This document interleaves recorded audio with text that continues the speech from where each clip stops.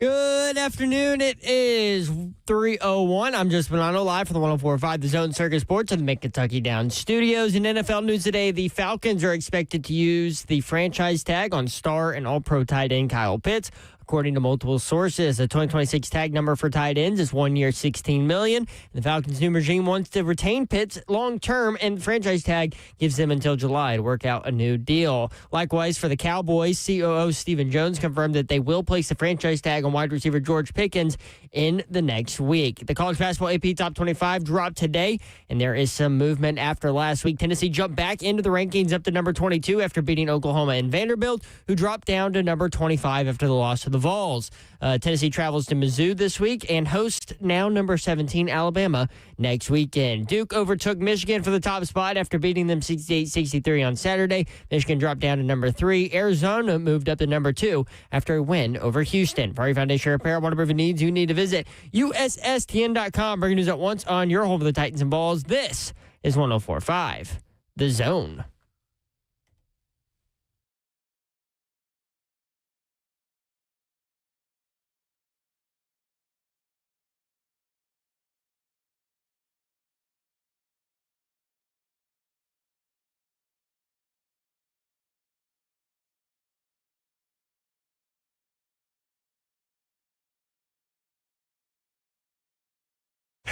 HL 104.5 The Zone. Brent Doherty with you on a beautiful day in the Music City. Hope you're having a great Monday.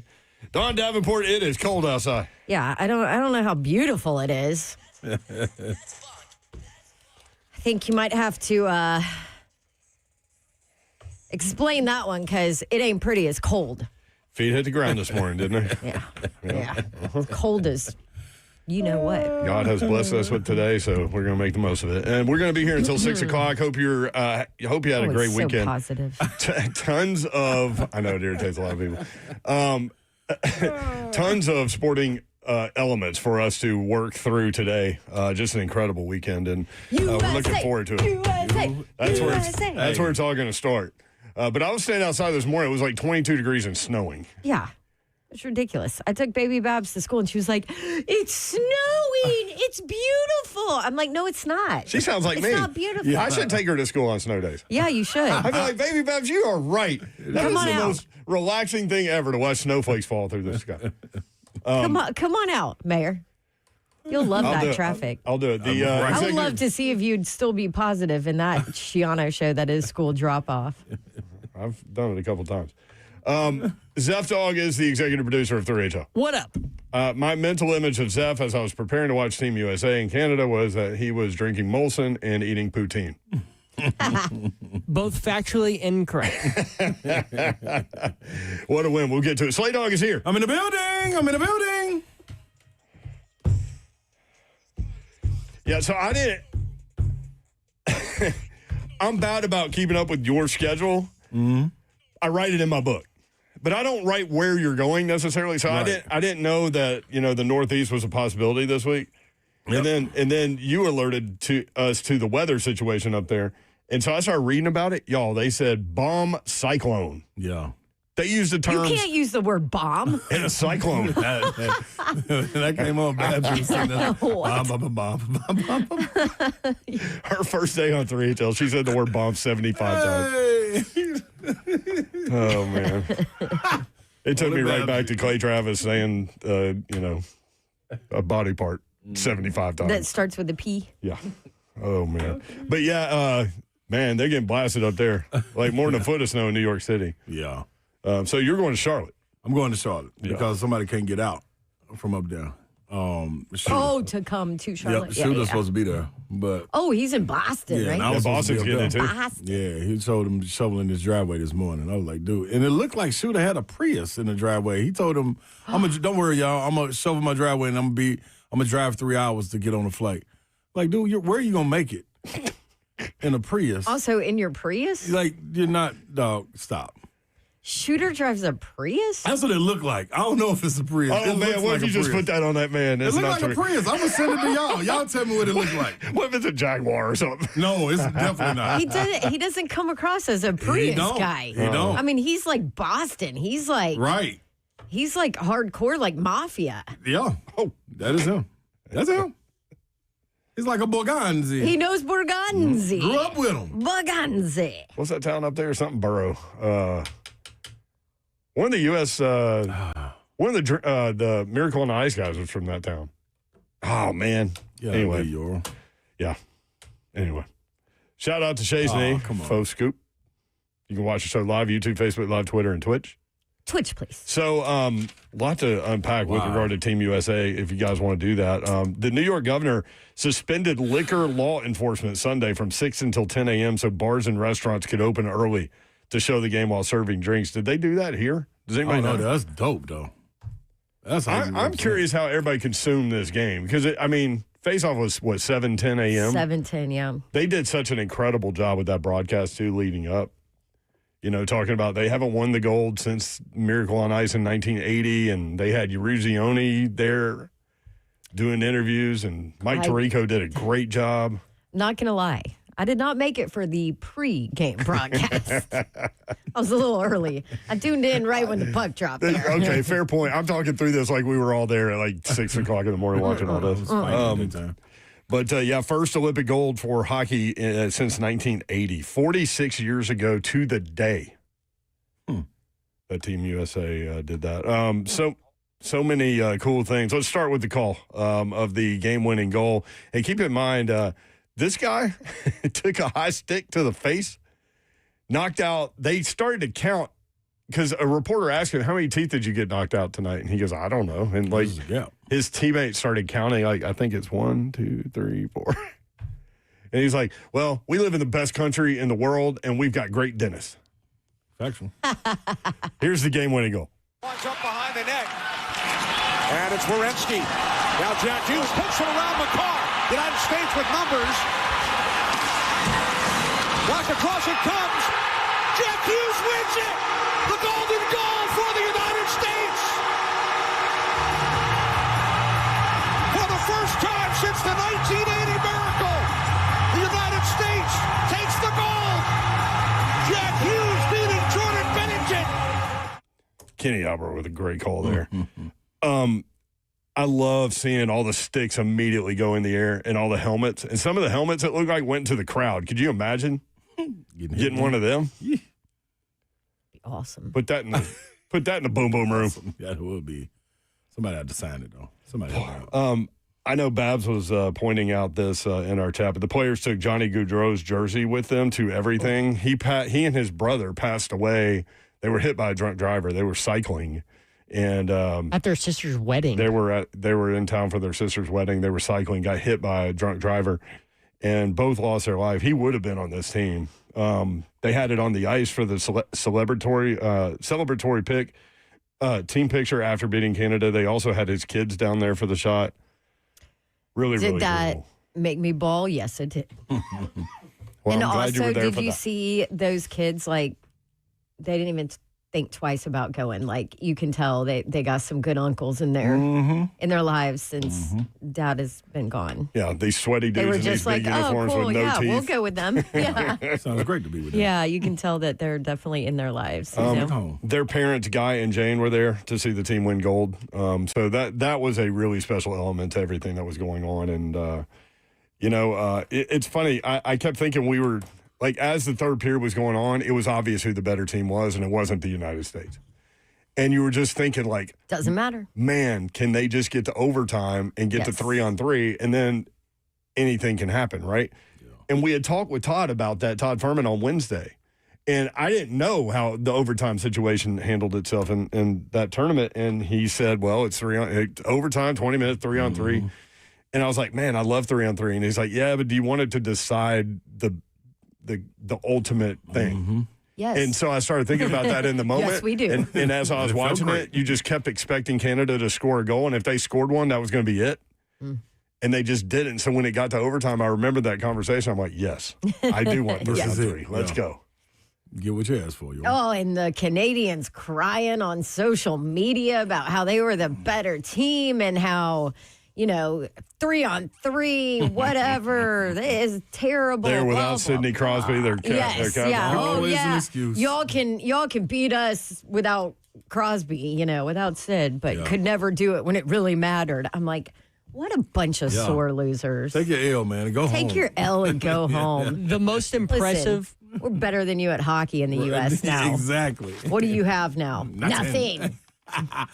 What do you have? I said, what do you have, Zeth? What do they have? The most impressive part of that game was when Canada had a 5-3 advantage thanks to a double penalty for a minute and a half, and the U.S. killed it. Oh, and Canada couldn't even get close to the goal. Goalie play. And Connor Hellebuck had a hell of a game. And a hellebuck of a game. A hellebuck of a game. Every time I hear his name too, I just immediately go back to like Pred's like, "You suck. It's all your fault." Because I just remember chanting his name. You know. He was incredible. That one save too, where it got past him and to the right side of him, and he just put his stick and just tried to flick it, and was able to do it. It was complete, preparation meets opportunity moment, luck, but he was able to get that. And man, what a thing. But I saw all kinds of tweets that were really funny. Like they were like, "Well, their country is 90% ice. We have alligators." Cool. Come down and they can get eaten. Took women's hockey too. The funniest part about the medal celebration. Better at curling now. The funniest part about the medal celebration is like as the Canadians are standing there and they are clearly upset. And they're getting handed these little stuffed animals from the Olympic mascot. Funny. And they're just sitting there like, what the hell am I supposed to do with this? Yeah. Like, I don't want this. But they have to take it because... It's a little teddy bear. Olympic teddy bear. Like, suck it. It's like a suck kid. It, Canada. It's like a kid at a birthday party. Here, take this little teddy bear. What? Okay. Take what you except for they're professional athletes. And they just lost on the biggest stage in the world and just got their souls snatched. Yeah. Listen to Zeph. Like, that's fired up, man. Lean in on Zeph. I like it, Zeph. He's USA. Back. He's back to the USA. We let him be a member for this one. Okay. Yeah. He'll go back. We needed the intel. Thanks, Zeph. So there were 44 players that were involved on those rosters that day, all of them NHL players. 18 Stanley Cups. That was some high-level stuff there. It would have been 45 had Sidney Crosby been there, but that was fun, man. 615-737-1045. How did you guys take that game in? Were the bars and restaurants open? 6 o'clock in the morning? Great question. 615-737-1045. They open for soccer. Yeah. They do. At like 3 a.m. That's right. Also coming up, lots of basketball to get into. Tennessee beats Vanderbilt. Dawn's Auburn Tigers get Kentucky at the buzzer. Mark Pope not happy at all. Your Dukies won.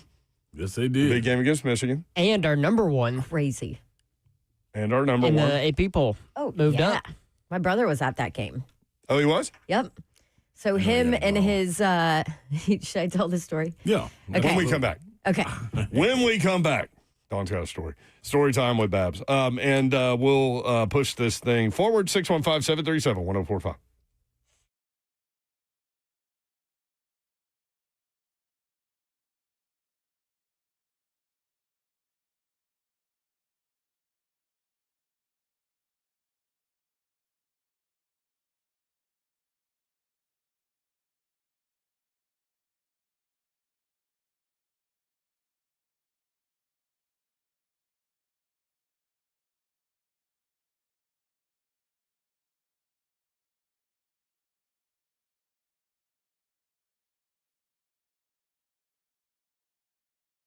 Get on your health right now, guys and ladies. This is the opportunity that you've been waiting on. You need to head over to Synergix and Low T Center.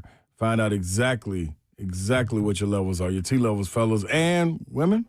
Hormone test normally it's $2.99, but you can get on there right now for $99. Since it's the beginning of the year, you can jump on it. And the weight loss consultation, that right there, that's free. You can walk in or book an appointment at getmyhealthfix.com. And understand, just like you guys out there, fellas, T levels, once you hit the age about 40, things start to kind of taper off a little bit. You need to be able to stay on top of those. You're feeling tired at times. You're feeling like your energy not where it's supposed to be. You can't get up and go. Can't last as long in whatever way you may be thinking. Well, they got an opportunity for you to get back and get right. Testosterone replacement therapy at Synergix and Low T Center. Get in there, and I promise you, you will satisfy yourself. You walk past that mirror, you're like, yes, that's me. you're feeling better. Feet hit the ground, you're ready to roll. All you got to do is go to Synergix and Low T Center.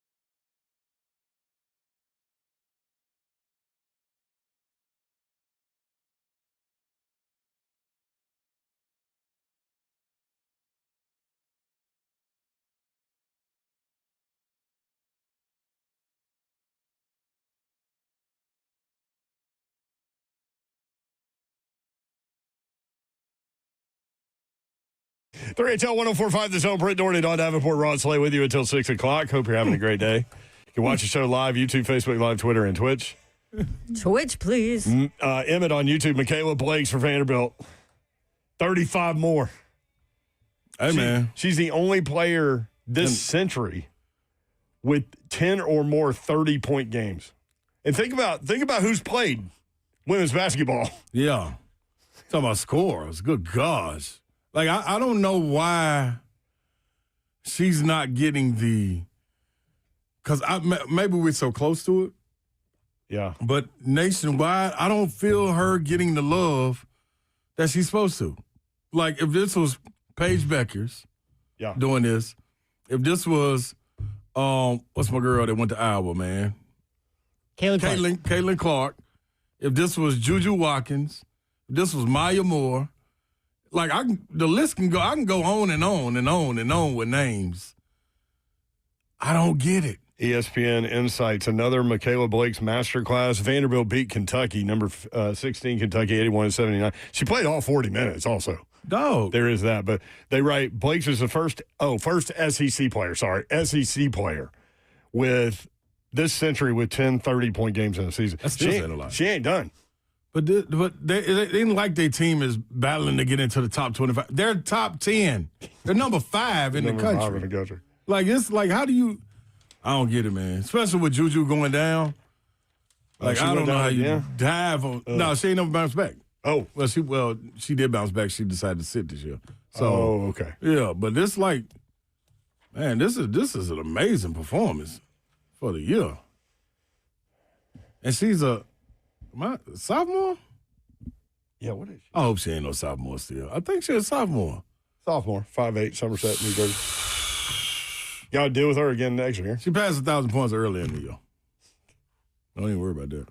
Jelani Cambridge is acting the fool up there, and what's the name too? Ohio State. She had 30 again. From here. Where did she start? Innsworth. No, did she? Ohio State. Yeah, she only has she been too. there the whole? She only a sophomore too. Yeah, exactly. I remember Slay telling me about her. Did we call her game together in high school? I think? No, you had it. I had it. Yep. Okay. Mm-hmm. Yeah. I wanted to. I couldn't remember if you were with me or not. About her when she was in high school. Yeah. Monster. I mean, ridiculous. Oh, my gosh. And this is Just translated ridiculous. to college. NFL Combine 104.5 The Zone is there. Before each team selects their draft picks, they'll evaluate over 300 prospects at the Combine in Indianapolis. Tune in as the Buck Rising Show, broadcast live from Indianapolis thanks to Wholesale Supply. Listen in as analysts, players, coaches, and GMs from around the league talk with them about the upcoming draft class. For more information on the coverage from Indianapolis, visit 1045thezone.com. Positions started arriving yesterday, as a matter of fact.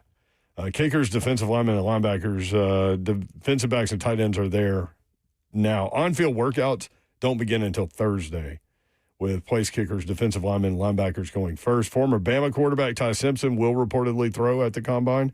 Notre Dame running back Jeremiah Love and Ohio State linebacker Arvell Reese are expected to work out.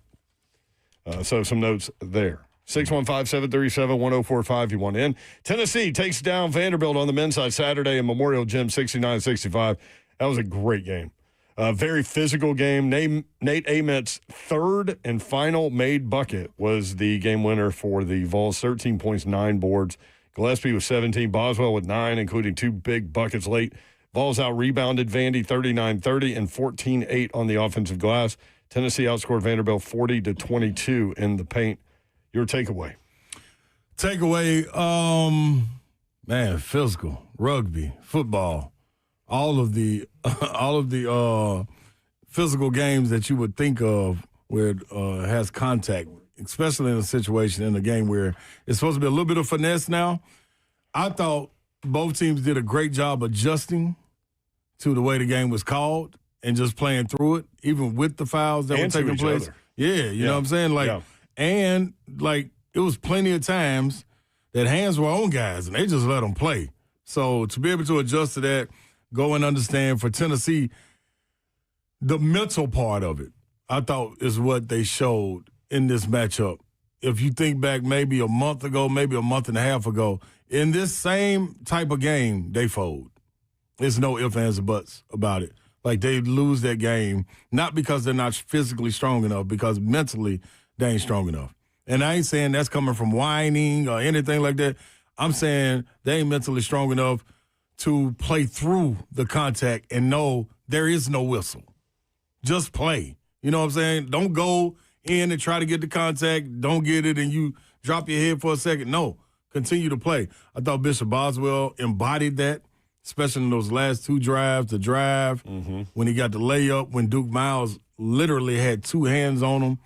And I think the growth of him not looking around to find Gillespie or Nate Mint, but to be like, you know what? He pressed me. Go by him. He's gone. Yeah, go score. Nobody's there. Yeah. So going in there, getting the contact and finishing. Then the next play when he came down, pivoted, and shot right over him, I thought that was huge. Dwayne Brown, I thought the growth from him to play 30 minutes as a freshman in that type of environment and be impactful when you don't have a guy like J.P. Estrella in. They give you the ball to score in the post. You have a mismatch, and they go to you, and you don't dribble 5-6 times trying to get all the way under the rim. You take one power dribble to get your body together, go over and do the easiest shot in the world, a hook shot off of the glass. Beautiful. Nate Mint, man. I mean, you know what? I'm gonna stop saying, man, he's growing up because he's grown. Like we should grow accustomed to exactly what he's doing this last month. He's playing on the next level. That was big. Jacoby Gillespie taking care of the ball. That was huge. Being able to keep this team afloat early on by making big shots to keep them in the game. Ethan Berg, who I was out on, and was trying to figure out, like, why did he keep getting put in the game? He showed up. These last two games have been huge for him, and not necessarily from a scoring part of it, but defensively and handling the ball. He played in the game and had 0 turnovers in 15 minutes, which gives you another ball handler. So, big-time salute to them. The one thing I did have to say, Mark Byington, at the end of the game, well, in the post-game presser said, after giving props to how difficult of a game it was and how physical it was, Nate Mint made a big shot on great defense, which he did. Probably could have stopped right there. But he added, shuffled his feet or slid his feet or whatever and made the shot. As to say it wasn't, I mean, like it was supposed to be a walk. Like he traveled, yeah. Yeah, and then, but what he left out was Duke Miles did the same thing a couple of plays before he hit a big-time three. Tyler Tanner did the same thing before he hit a big-time three. And on that play, Chandler Bing literally had two hands on Nate Mint's waist. Anytime you put two hands on the guy, it's a foul automatically. The refs don't even have to judge it, but they let him play. So I thought there was a good no call. They let him play through it, and that's how the entire game went. So they can't get to the end of the game and then make a call like that and have everybody up in arms like, what are we doing? So big time. And, you know, I was sitting back watching this game, Babsy, and I said to myself, that was a good game played. I'm going to sit back and just wait on this to come on TV and talk about the game. But you couldn't do it. And then I thought, I thought for a second, when Vandy went up on Rocky Top, and I tweeted out, man, they just beat the hell out of us. Yeah, like, you did. I remember it because I distinctly went to see what you said about it. And wasn't nothing I could say. But at the end of that game, the great, legendary Candace Story Lee said while walking off the field, we don't do no orange. And I said, that right there lets me know it's okay to cheer for your team and talk trash. So, Zephyr, if you could, play for the people. What I had to say. As opposed to... It looked like home to me. It looked like home to me. I know it's got a different shade, but look at that score. Look at that score. It looked like home to me.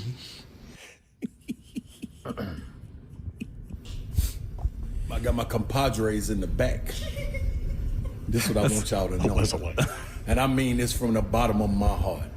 It's only one school in the SEC that got two homes, and that's the UT Volunteers. One down on West End and one up on Rocky Top. Go Vols, that's all I know. Yeah. I said it. Yeah, I said it. It's a rivalry, and I said it. Now what? Just move on.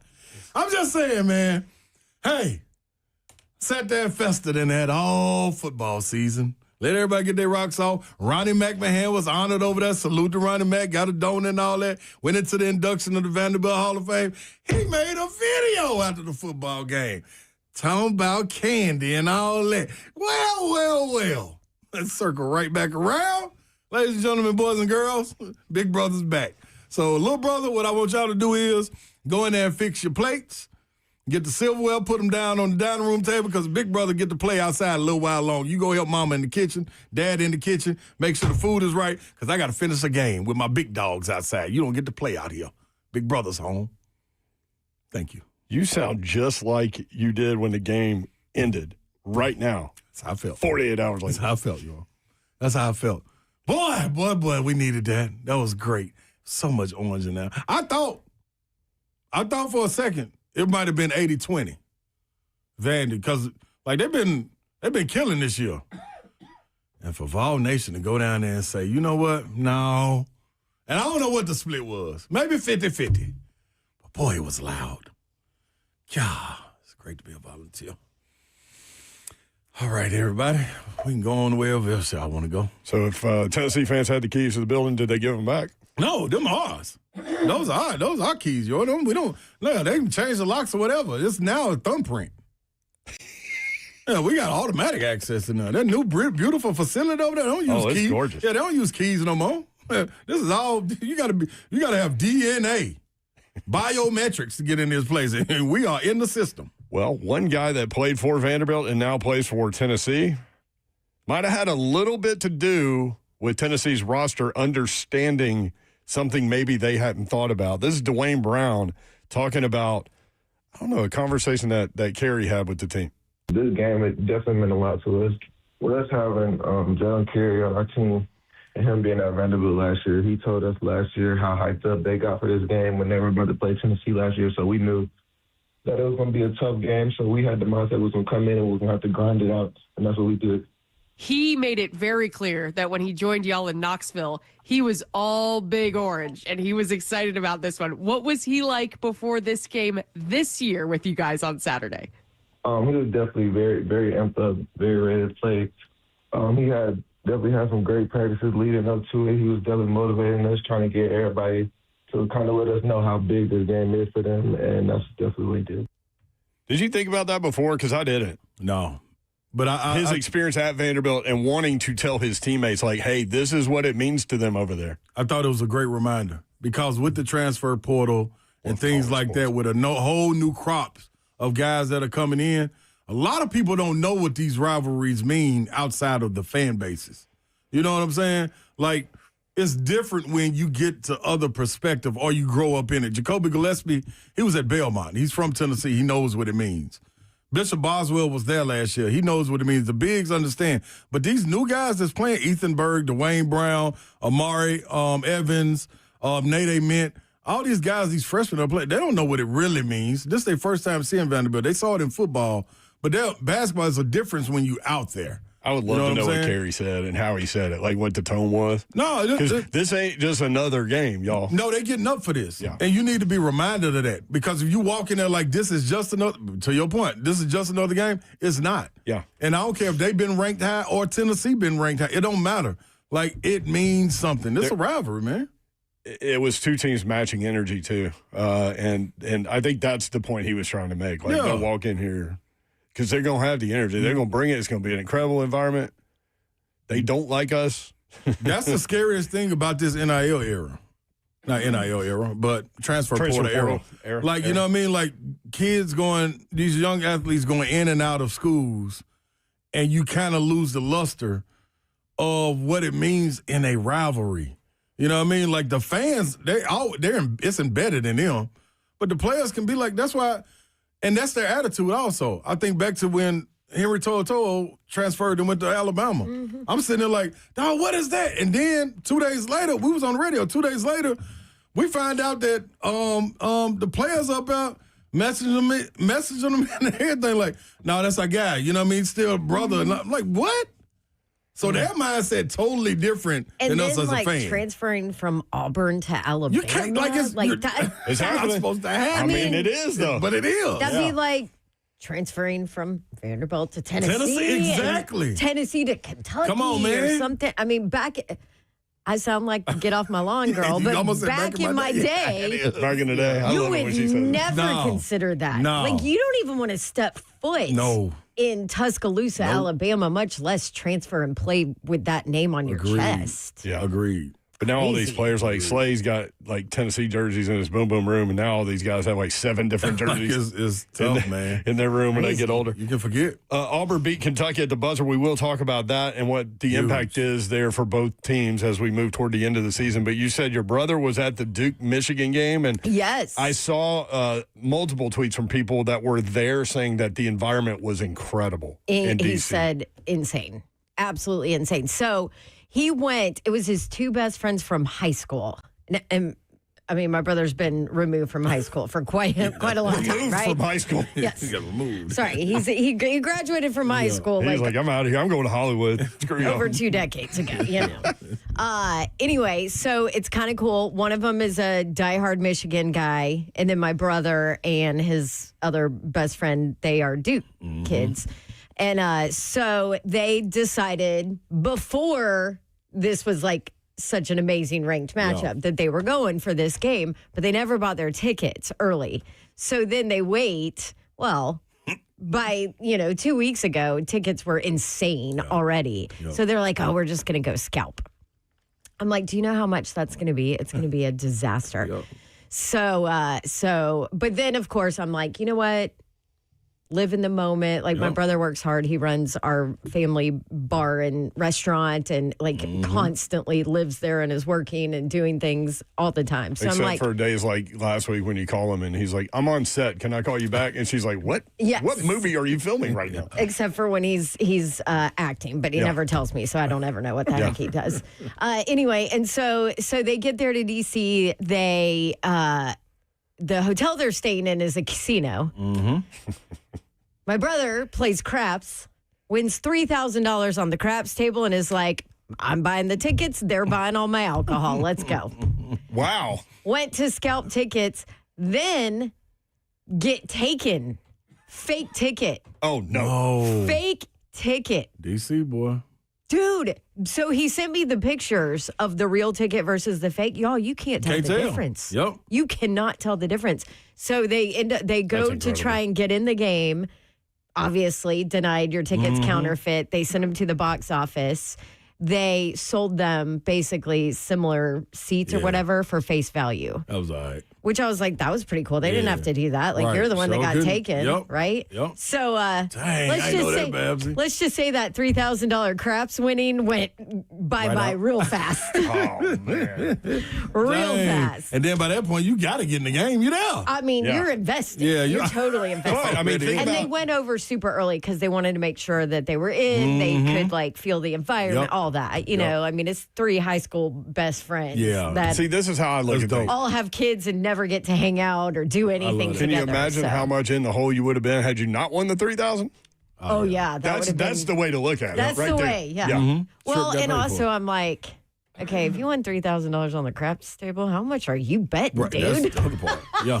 If you won that, you're going in. I don't even want to know. I'm like, that's not my business. But anyway, so they said it was absolutely amazing. Like, what a game, what an environment, so cool. Game day was in effect. We don't get those very often this late in the season. No, ain't no way. Nope. Not out of conference. No. Like, we may now, though. yeah, we should. That was good right there. 615-737-1045. So Team USA's win on the table. Tennessee's win against Vanderbilt on the table. Vandy fan, you can chime in too. Y'all got another game in Knoxville coming up. Yeah, it's coming soon, man. You know Slay's rule. If you're going to talk trash after, you got to do it before. Come on now. Jack Hughes on Barstool Sports. Oh, boy. They asked him what he was thinking when he was sitting in the penalty box right before, end of regulation. He said, I pictured myself on Barstool being the guy that America hates because Canada scored on the power play. Wow. So he goes from that to the hero. That's the funny thing about the mental part of sports and how quickly all that can change. So once he got out of that penalty box and they didn't score, it's on. It's on. Yep. Because I ain't going to feel like that again. No. Man of an athlete. Did you see the video of him at the? I guess they were doing like a media availability, and obviously they were all drinking, and so he was at the table, and he kind of like leans over and he looks at somebody off camera, and he points at his beer, and he goes, "One more, one more." He puts the number one up, and he goes, "One more." I saw that video everywhere after that. It was Corona too. Yeah, it was a Corona. Well, they had a bunch of Michelob Ultra. That's what they had in the locker room, and he had a Corona. Just hilarious. United States, Canada. They're playing in Italy. Give me a Corona. 3HL. We'll be right back.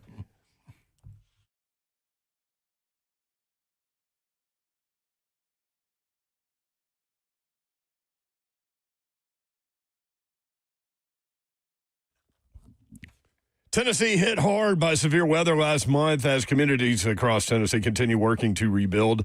From flooded homes and storm-damaged schools to infrastructure weakened by melting snow and ice, USS, United Structural Systems, is here to help. Since 1994, United Structural Systems has helped thousands of families and businesses restore their homes after foundation damage. Often that damage comes from the kinds of severe weather Tennessee sees year after year. USS doesn't just fix structures, they help restore stability, safety, and peace of mind, especially for people recovering from storms, flooding, and shifting ground. Their community involvement, supporting local schools, neighborhoods, and organizations like Habitat for Humanity, reflects their belief that rebuilding is about hope and rising again together. If you or someone you know is dealing with foundation issues, especially after severe weather, connect with a company committed to quality and community. Visit USSTN.com and gain peace of mind with United Structural Systems Foundation Repair and Waterproofing Services. Again, USSTN.com.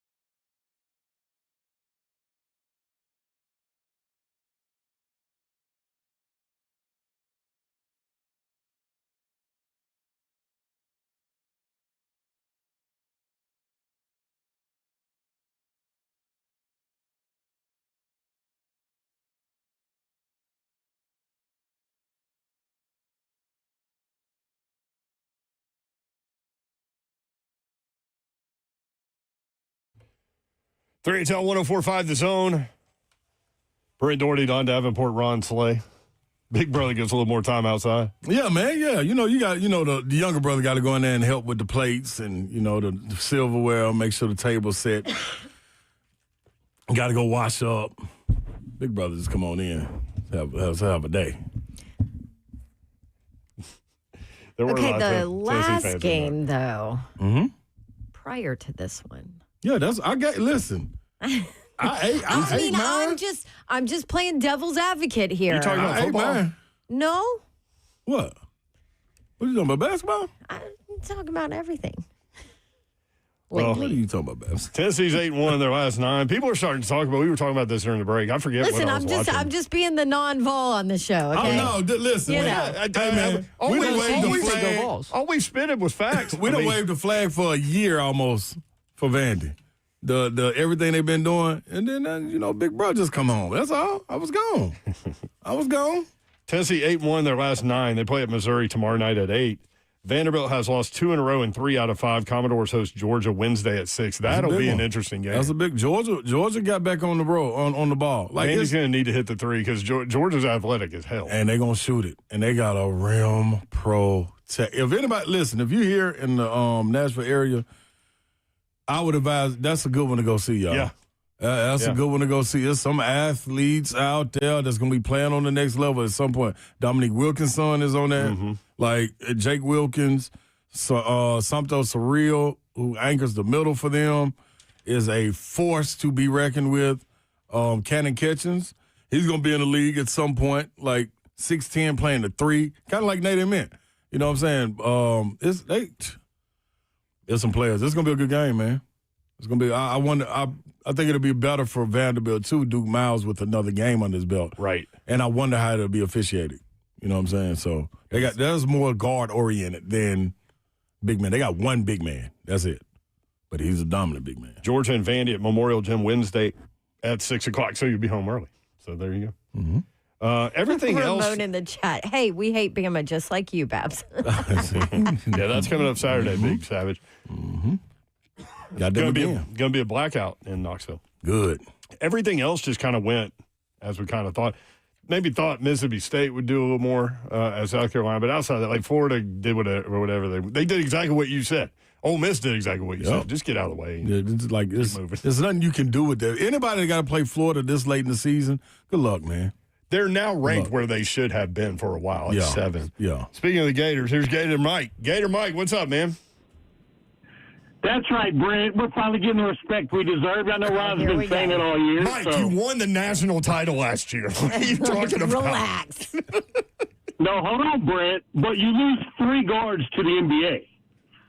You retired the whole front court. So, do you want? Yeah, you're the best front court. You know how many guys start and play in a lineup? I mean, only a nickel. Nobody's got a conference. No, and Ron and I have been saying this. You just needed to get Boogie playing where he's comfortable. Xavier Lee finally starting to hit threes. We're finally above 30% from the three-point range in the SEC now. So, yeah, we are right where I want us to be going into the tournament and everything. And speaking of, where's game day at Saturday, Brent? Yeah, big-time matchup right here. This right here could be for SEC Player of the Year. Arkansas at Florida. That's going to be a good one. Yeah, game day in Florida. About time they got the SEC. Player of the week. Yep. Hey, but I tell you, Ron, we got a tough game Wednesday night at Texas. That is. You know, Texas is physical and stuff, but like you said, we just stick to our game. We're good. Yeah, I think y'all understand who y'all are. This is a marathon for y'all. This ain't about the sprint. Even if y'all drop one along the lines, along this way, it don't hurt. It don't hurt at all. Yeah. And finally, Dawn, I got those 2 new Pop-tart flavors I got to bring back for you, too. Oh, yes, you do. Listen to Babs. All right, Dude, he texts me every time there's a new one in the store. I forgot. What are we looking at with the Pop-Tart flavors? Well, there's Girl Scout ones now. That's what it is, yeah. Girl Scout cookie and Pop-Tarts? Mm-hmm. Huh. Wow. Is that going to make Slay actually try a Pop-Tart for the first time? No, because I'm what is it? What's the little chocolate one? You tried the frozen one, right? No, I ain't did. No. You didn't try the one that Gator Mike brought? Dude, you're missing out. Right. I am not a strawberry person, but he brought us the frozen strawberry ones. Is ice cream in it? Slamming strawberry, boosting brown sugar cinnamon, bumping blueberry. Is ice cream in it? Brown sugar cinnamon's my favorite. Oh yeah, they have the ice cream ones now too. Really? Right. Now they're branching out. Listen, the Pop-Tarts Bowl has done wonders PR-wise for Pop-Tarts. Yeah. It has. It's the most brilliant marketing campaign ever. It is. Oh, here's some specialty collaborative flavors. There's your word. Peeps Pop-Tarts Frosted Strawberry, collaboration with Peeps featuring strawberry. Flavored marshmallow, released in early 2026. Girl Scout Pop-Tarts, new flavors inspired by cookie classics, specifically coconut cream and Thin Mints. Thin Mints, frozen. Oh. Frosted As a marshmallow. Pop-Tart? When are Girl Scout cookies? Cold. I don't know. It's about They're right now. April. Are they? They are right now. I just You go to the saw grocery store, you Why see they the ain't little got people. some in the out store. Yeah. Yeah. They don't go to doors No more? anymore. They really Okay. don't, unless it's like neighborhood, like my neighborhood little Girl Scouts always Wild out come there in because the- we know They just them swing through because me. they're neighbors. Yeah. But like, it's not like a door-to-door thing anymore. They That makes like sense, set though. up at grocery stores or set up out in front of stores It's nowadays. wild out there in them streets. Yeah. It's like- I know you got to be careful going door to door now. Yeah, y'all feel free to swing by my house, though. But I'm going to try to catch y'all at the grocery store. Yeah, Y'all can double I up saw on some me. this weekend. Oh, here's another one. Frosted marshmallow hot cocoa. Ooh, a that lot sounds of like a names on lot. it. Yeah. I had to think, what is it? Hot chocolate with marshmallows. Put that on the box then. Yeah. Not well, frosted. What was it? Frosted marshmallow hot cocoa. Yeah, see, come on, that's four I mean, names. come man. on. Yeah, like we Trying Why to do you too gotta have much here? frosted in there? Yeah, I'm getting confused trying to read it. Just get it to me. You have to have frosted on your Pop-Tart or you're doing it wrong. That's true. Why even make them if they're not frosted? fine. Have you had your hot chocolate today? Nope, I brought my little canister in for it. Don't worry, I will. Babs and I had our Wally's Beans coffee. Well, on this next break, guess what I'm going to do, yo? I'm going to get my Wally chocolate. Coffee. No, hot chocolate. Oh. Murph told me he had Wally from Wally's Beans on. We got a new coffee machine in this building. He's had to service it like 85 Yeah, times. Wally was just in here last week again. He was here on Friday, Yeah. which was a week after he put it in. And as he was servicing it, he told me the numbers Well, so we have Oh, two. you got it. You got the numbers? on how many cups of coffee were used in a week. What? What do you got? Between Let's guess. okay, Because, it's between. well, let me set this up. We have 2 floors in this building, right? We're on the upper level. That's where all of the programming is. We have 5 radio stations in this building, plus Titans Radio, okay? Downstairs, sales, marketing, the carpet people, bosses. We only had the machine up here. No, they have a smaller Hang machine on. downstairs. We yeah. only had a machine up here. Oh, had, yeah. So they were all coming up here, too. So this one was like, smoke out of the ears, man. Yeah. Getting used. Now there is a machine downstairs. Oh, they put a small one downstairs? Good yeah, for them. it's only got like 8 different things though. While up here's got like 20. Don't say that out loud, so. Oh, they know because I still see the people they downstairs know. coming up here. Okay, So, how many employees do you think we have in this building? 70. Yeah. More than 35. I Dang, mean, son. a lot of them work from home That's or what I'm like saying. Yeah, that's it's what I'm saying. hybrid or they're out on calls all I've the never time. seen 70 people in this building. Oh, no. No, not all at once. Never. Oh, okay. No. But think about all the programming people. And then you got all those promotion young people, That makes sense. and they work various hours. Oh, we got 3, 5. All right, what's our numbers, Zeph? It might I be think Oh, we're wait, guess. are you going to guess? I'm not guessing. I'm going to guess. Okay. in a week. This In is a week. between both machines. Both machines. I'm going to go, say we got 70. I don't even drink it, so I'm going to take myself out. 70-ish. But I'ma you go- you do, though. You drink hot chocolate. That Sure, counts. But I don't use the beans. But, yep, you're right. I'm going to go cool 375. I was going to go 450. Y'all are close. Between both machines, 430 cups in the first week. That's insane. That's nuts. It's in the brain. And- You better be careful. Starbucks going to send somebody over. And that Yeah, included. they're going to be like, Dawn, are you dead? You haven't been in I'm here. telling you, man. They're going to put a little device Usually, in I there. always get my Starbucks. Blow and, malfunction and that on my included a holiday where only the upstairs people were in the building for the day. Oh, That's that's wild. Because right. remember, because So President's really, Day. it was 6 days. thing. Yeah. Yeah. We're really getting to it. Keep going. I'm going to go get his card. He needs some. Wally. He needs a shout out. Zeph, you ain't got it back there? I don't have the card back here now. There should be plastered on that little board right there. But I will say, that's a lot. First of all, there's a lot of coffee. That should mean a lot. Does coffee make people on edge? So our building I should like be on to edge. think that it makes us more productive because we're Oh. like focused and awake. I got lint or something on Wow, what is going on? Go get some hot chocolate. No, it'll melt it. I like to think that. Yeah. Okay. So we'll go with that. You should have heard Savage this morning. He went through a spurt where he had too many. He had a Ural. He was a Ural, yeah. Yeah, the first day I went nuts. Savage did that this morning. He had like 4. And these are large cups. That's why I had all this to fill the cup. I had a macchiato, a cappuccino, and another shot of espresso in one cup that first day. I was going crazy. But it was kind of good because she wasn't feeling well. So I was just like, she was like, I don't know if it was good. Sam said he'd been brewing stuff and pouring it out. I would not qualify it as good. Just to see what it tastes like. I was a Tasmanian devil on the radio. Give me the info, Mo. Shout out. Ramon. Shout out presented by. Your mom and them. Wally'sBeanMachine.com. He's from Nashville. He went to high school with me. God love him. Wally'sBeanMachine.com. All right, when we come back, Mark Pope went nuts on the podium. Auburn with a huge win.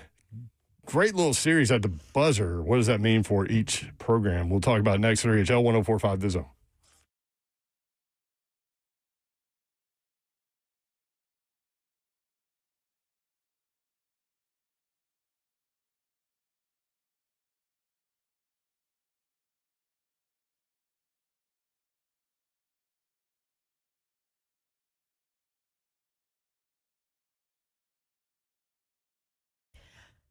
Guess what month it is? It's truck month, and that means from Two Rivers Ford, 0 money down, 0% financing, 0 payments for 90 days. If you've been thinking about getting a new truck, now is a perfect time. Only at Two Rivers Ford, though, do you also get 0 surprises and 0 pressure. They do things a little differently than most dealerships. For starters, non-commissioned salespeople, you've heard me talk about it a lot. Their salespeople are paid whether you buy a truck or not. They are just there to answer all your questions, give you all the test drives, and help you find out what you want and what you need and what you can afford. Check out the F-150. I got mine from Two Rivers Ford, I guess 2 years ago during Truck Month, and I'm in love with it. The Super Duty, the Maverick, the Ranger, they have a bunch of different trucks. Truck Month is all about you. And also with Two Rivers Ford, they have one of the best inventories of Ford trucks in the entire Southeast. So you can find a truck that you want. There's Ford Truck Month, and then there's Two Rivers Ford Truck Month. So get to the South's most trusted Ford dealer for the best prices of the year on the best-selling truck in America. It's Two Rivers Ford, local, honest, real, the South's most trusted Ford dealer.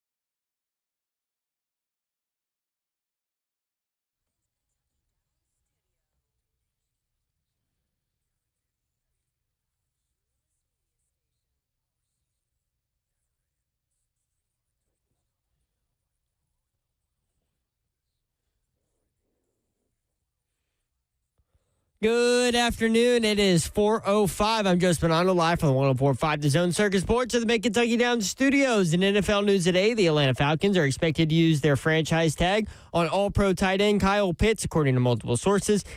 The 2026 tag number for tight ends is $16 million. However, the Falcons' new regime does want to retain Pitts long-term, and the franchise tag gives them until July to work out a new deal. On the other side, Cowboys COO Stephen Jones confirmed that they will place a franchise tag on wide receiver George Pickens in the next week. College basketball AP Top 25 poll dropped today, and there is some movement after last week. Tennessee jumped back into the rankings up to number 22 after beating Oklahoma and Vanderbilt, who dropped down to number 25 after the loss. The Vols will head to Mizzou this week and host now number 17 Alabama next weekend. Duke at the top of the poll. Duke overtook Michigan for the top spot after beating them 68-63 on Saturday. Michigan dropped down to 3. Arizona moved up to 2 after a win over Houston. For all your foundation repair waterproofing needs, you need to visit USSTN.com. Breaking news at once on your home for the Titans and Vols. This is 104.5 The Zone.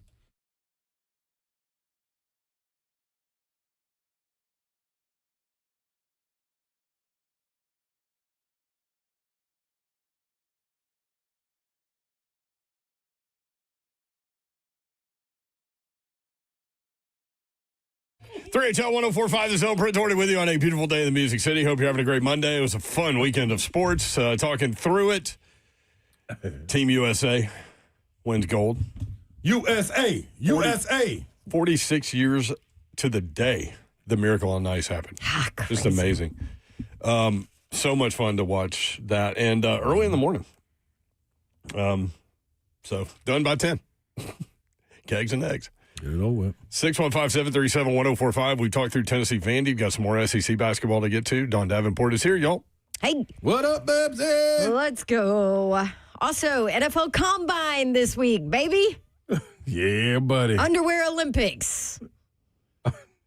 As our guy Mickey Ryan used to call it. Yep. It's going down. It's going down for real. Most anxious to running see. 40s in your underwear. Yep. So they've got player interviews with teams and stuff like that. The on-field workouts don't begin until Thursday with place kickers, defensive linemen, and linebackers going first. And then it's different position groups each day until they wrap it all up. But Ty Simpson going to throw, reportedly. Yeah. Good for him. I don't like that. You don't? I do. Okay. Mm-hmm. I mean, he needs to, right? Yeah, and I think he's confident enough. Like, it's... Yeah.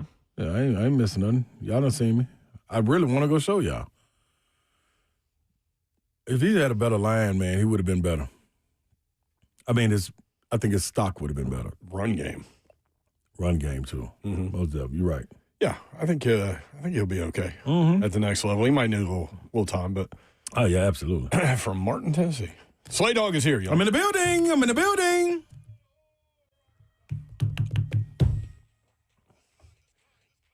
So, I often notice things late. Not really detail-oriented guy. Are those new headphones? These right here? Yeah. No, these are ones since I've been here. What's the white thing on the cord? That's the first. I haven't. That looks like noticed tape. Yeah, this is. Is it tape? Yeah, this is Kirby edition. He taped it. Yeah, this is Kirby edition. Headphones instead of going to buy something. Kirby Allen Kirby came through with and rigged me up. It's almost time to go see him again to re-rig me. But that's my guy. Okay, very well. Auburn beat Kentucky at the buzzer Saturday, 75-74. Yes, they did. One thing I want to point out before that little thing. This coach, what? Zeph and I thought Vanderbilt would beat Tennessee. I ended up on Friday going Tennessee plus the 2.5 because I thought there was a better chance of it swinging that way, which it did.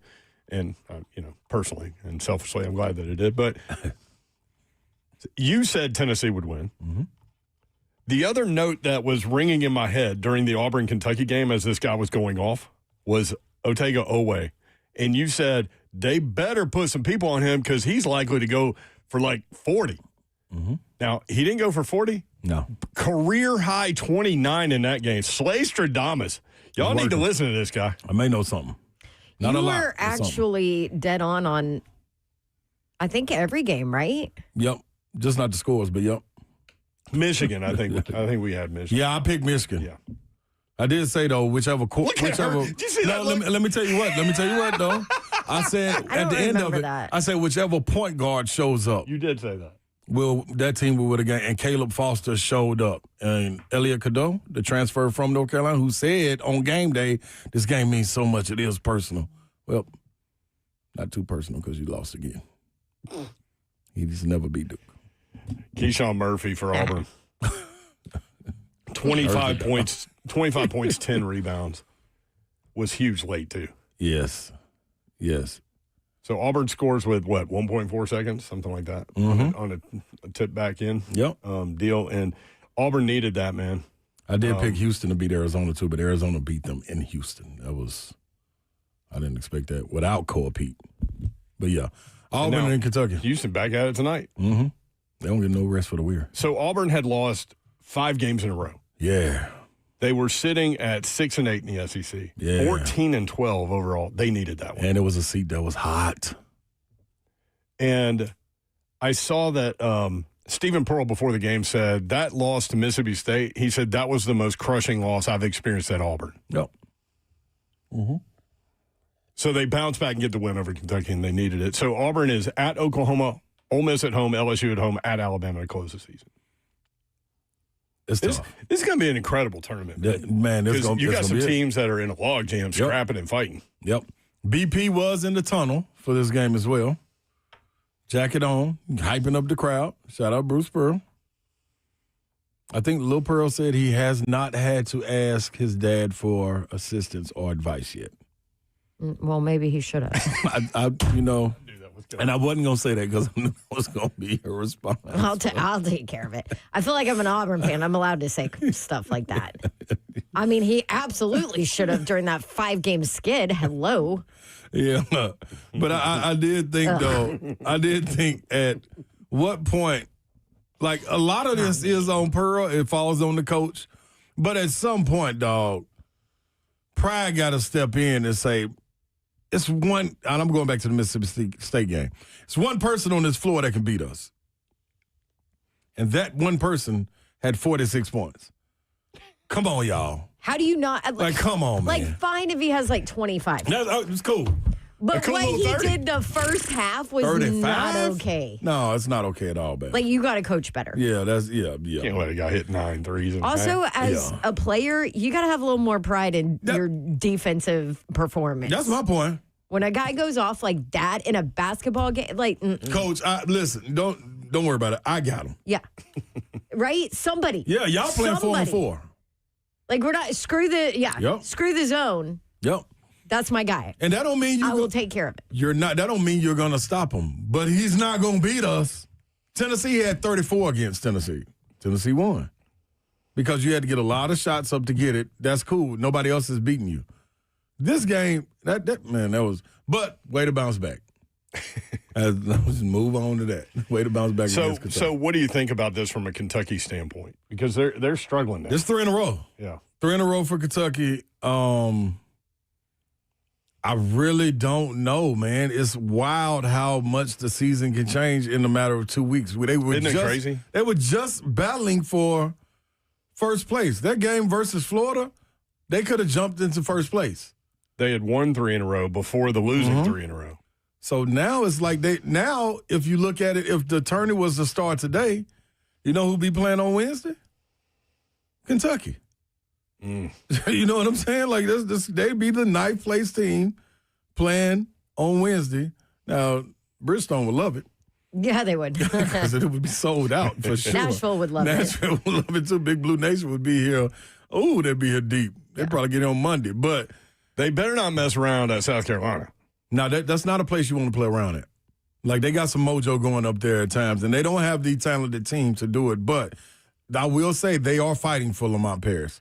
Talent, that part escapes us at times, but they have an opportunity. I expect Kentucky to go handle business and get back on the right track. Yeah, because if they drop that game at South Carolina, they close with Vandy. It's ugly. At Texas A&M and Florida. It's ugly.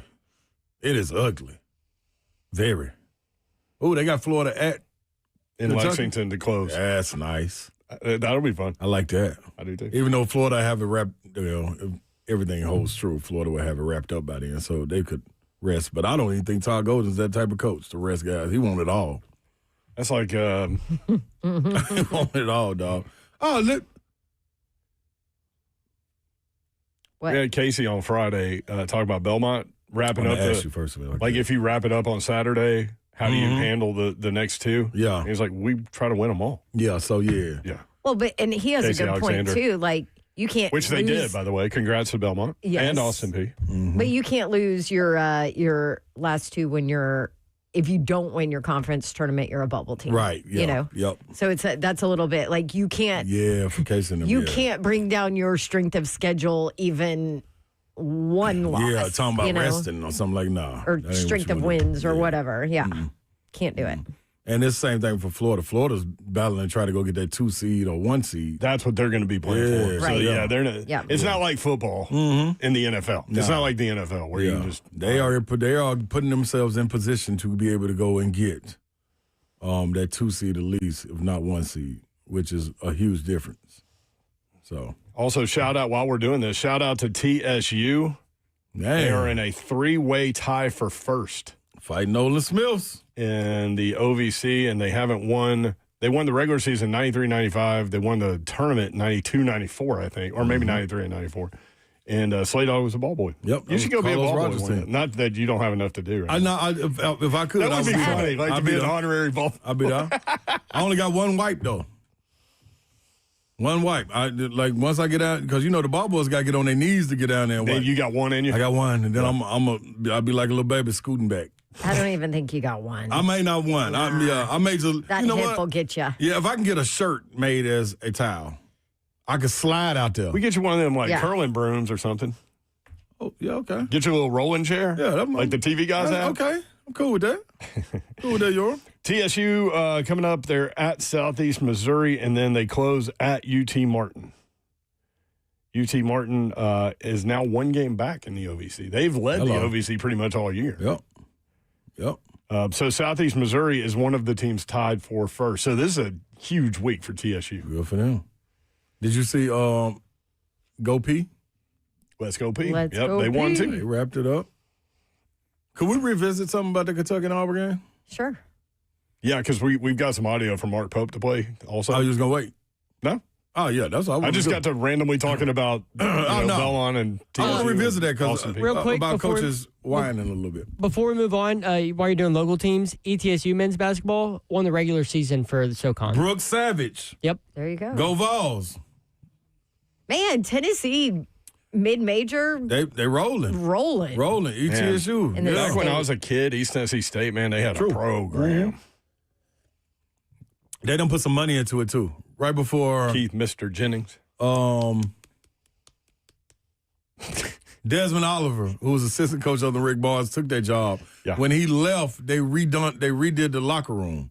So shout out for them. When Brooks Savage came and took over, they were putting money back into the basketball program for them to be good. So shout out to him, understudy of Coach Forbes up there at Wake Forest. Yeah. You know what I mean? And Coach Forbes has been through a whole lot this year, so good for him to have some positivity swinging back his way with one of his understudies. So salute him for that. Our buddy Will Healy, the head football coach at East Tennessee State. Yep. They're working on ties things out here. there. Yep. Some ties. All right, one more thing about the Kentucky-Auburn game. Yes. Let's do it when we come back. 3HL 104.5 The Zone.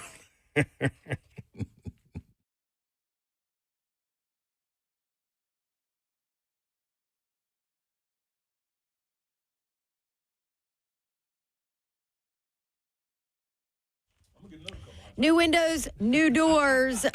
Do you need them? Then you need to call Pella Windows and Doors of Nashville. PellaNashville.com is the website.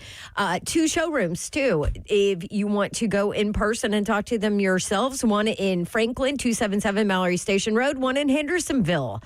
256 East Main Street in Hendersonville. They are always there, always willing to show you all the windows and doors and options that you can check out. And you can ask them about your Dawn deal for the month of February, too.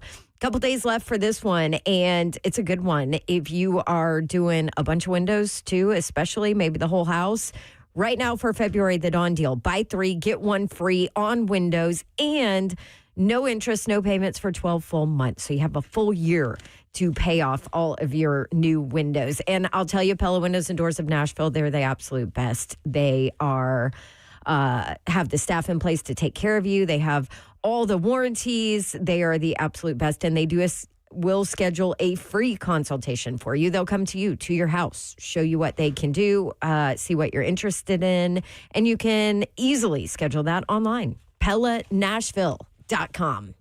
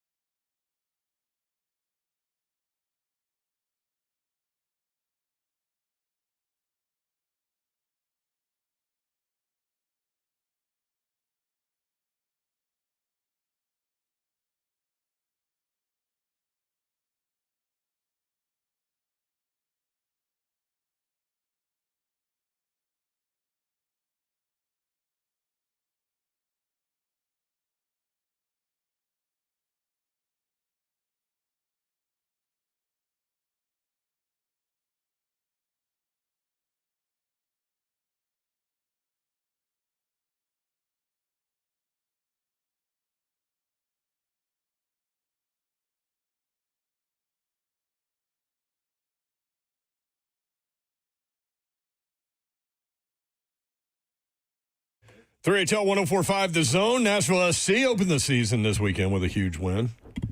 Ramon and Will talked about that this morning. You can get it where you get your podcasts.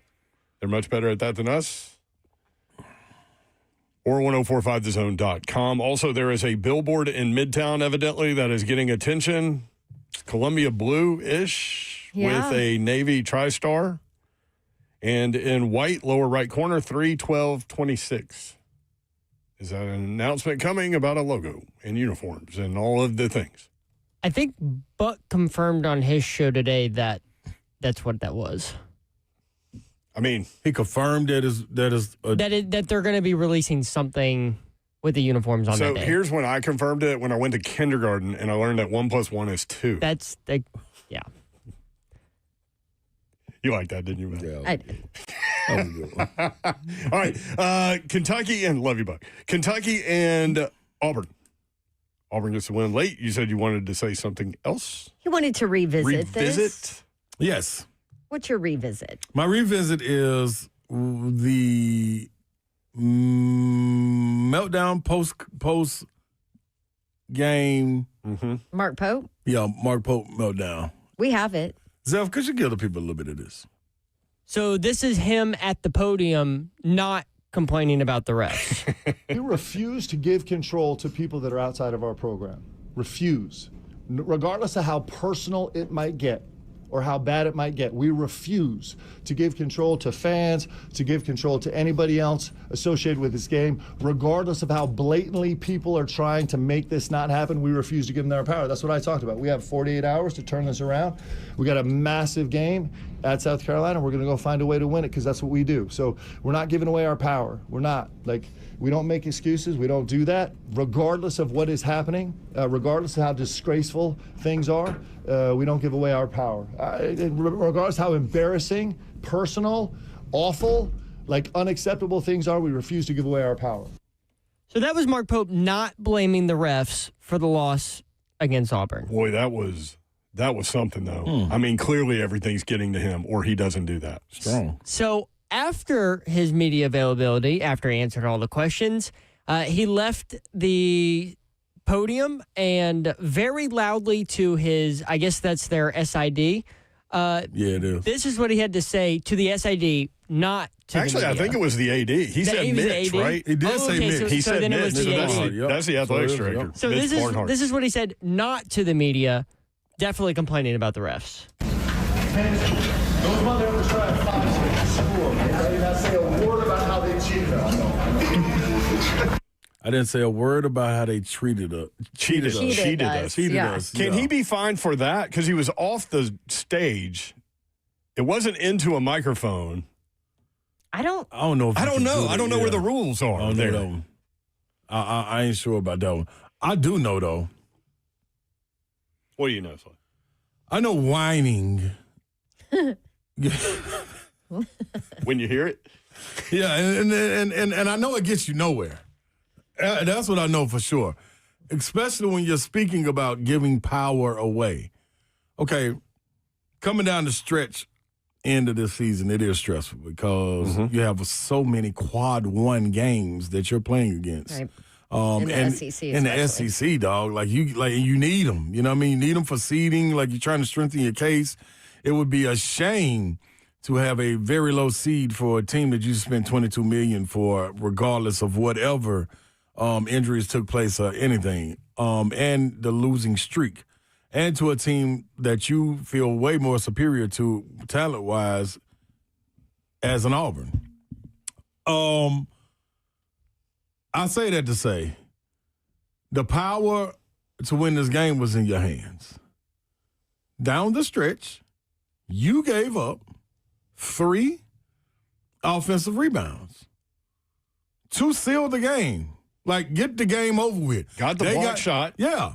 Yeah, I mean, they got to foul you. Mm-hmm. You go to the free throw line, knock down free throws where you were 14 or 17 for the game, and the game's over with. You go away. You don't have to, it is what it is. But instead, Brandon Garrison, one of the biggest guys on the floor, if not the biggest, stood and watched and looked around while the ball was being ping-ponged off the backboard. Keyshawn Murphy was boxed out. He swim moved Denzel Aberdeen to go get the first rebound to tip it back in. He missed. Elijah Freeman, who was standing beside, I want to say Brandon Garrison, just walked to the rim, jumped, and tipped the ball in to pretty much end the game. I mean, I think the call he's talking about when they feel they got cheated was a play that was called to give Auburn the ball back when Kentucky was going to inbound it. But let's say this. If they've been calling the game one way, it is what it is. But if you put it in their hands, the ball is out of bounds, meaning it's a dead ball. They're about to take it out. Referee's eyes are on it, regardless of whichever official calls the foul.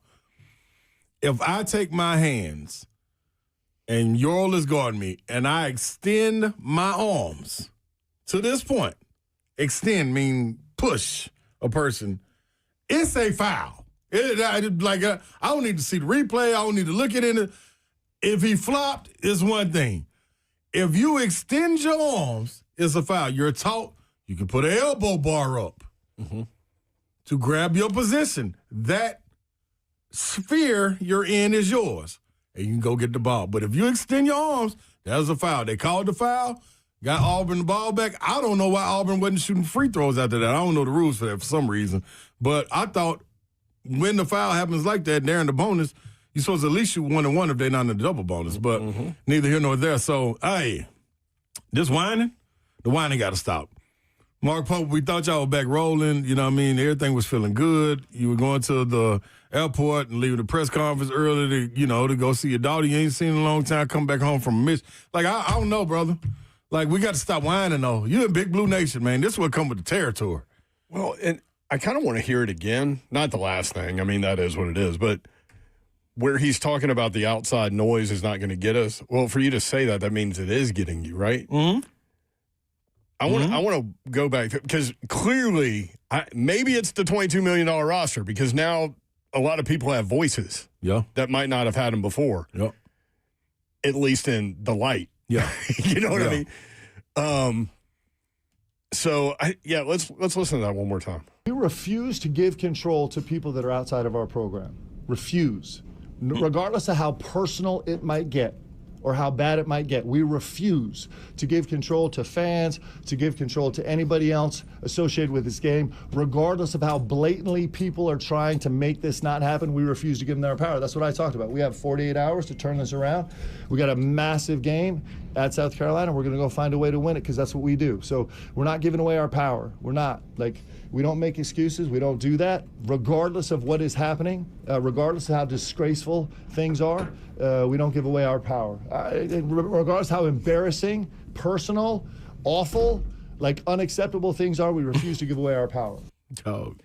But by him saying that, disgusting, embarrassing, awful, he's literally telling you what his view of Kentucky basketball is right now. I'm going to be honest, man. You don't have the team built that way outside of, in my opinion, outside of Chandler, Oway, and Aberdeen to be speaking like that and not think that's going to trickle down into your locker room. And I add Mo Diabate in there, too. Those are tough-minded guys that play hard. That's just what they do. I don't think you need to – your team don't need to hear that. You know what I'm saying? Maybe not turn the ball over 14 times. Maybe that'll help. Maybe if you get a couple more rebounds. Maybe if you realize you don't have a strong shooting team. You should drive the ball. How you got that winning streak that you were on? Driving the ball. But instead you go 6 for 23. I felt like that one – you described the last bucket really well. Because there was a lot going on right there.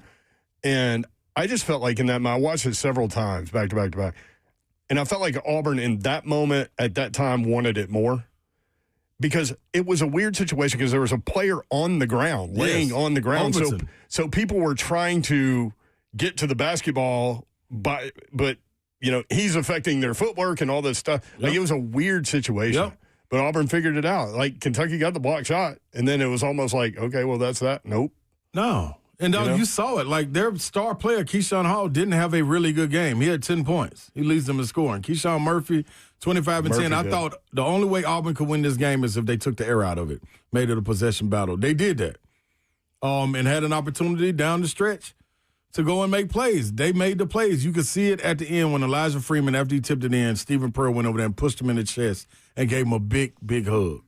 Like, so they still fighting. Mm-hmm. Now, it may be a bumpy road during the flight. There's a lot of turbulence, but they are on a flight. You know what I mean? Now, how this thing lands is a whole different thing, but they got a destination ahead, and then they refueled the plane by getting that victory. So, Mark Hope, just like listening to that again, it just sounds like he's lost it. Yeah. Do you know what I mean? It's a lot of pressure. Or doesn't know what to do or say. It's a lot. Listen, man. Kim Caldwell did the same thing. That job's a lot of pressure. A lot of pressure. That job is a lot of pressure. What did Vic say? We get fired for being good. Mm-hmm. You got to be better than good. Exactly. Yeah, exactly. So you better recruit right. Like, it's.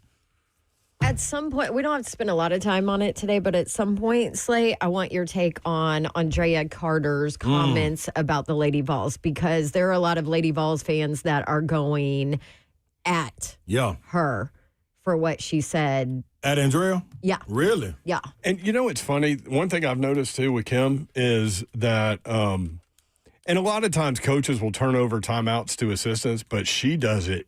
Like Jenna handles every timeout that I've noticed. Mm-hmm. She goes through. Well, she takes a while to get back to her players for timeouts. But Kim just stands in the background.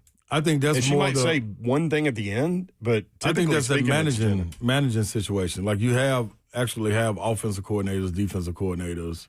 You know what I mean? That's what I wanted to ask you. Mm-hmm. And like me, in the moment watching this, I'm like, well, has she lost her voice with this team? So she's trying to kind of stay out of those moments? Or? She can't coach like that. Okay. I do think, to Bab's point, though, I kind of look at Andrea's moment just on that stage, though, similar to mine when we was on this stage. It was just received differently.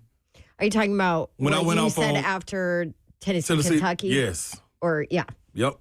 You know what I'm saying? Yeah. Like, I just think hers was game day where she said it and how she went in. For people that didn't hear it, just give the synopsis. Basically, she went at on game day. They were before Tennessee, Oklahoma. Do you want to just play it? Yeah. Okay. And keep in mind, Tennessee had lost 5 out of 7 at this point, which is the tied for the longest losing. They had Oklahoma this day. Yeah, and so they end up losing to Oklahoma with 6 out. They lost. Or 7 out of 9. I think it's 7 out of 9 now, and that's the longest stretch and like Kim that. Caldwell talked about the quit in her team and all that. So this is all coming to a head. It's a culmination of it. Yeah.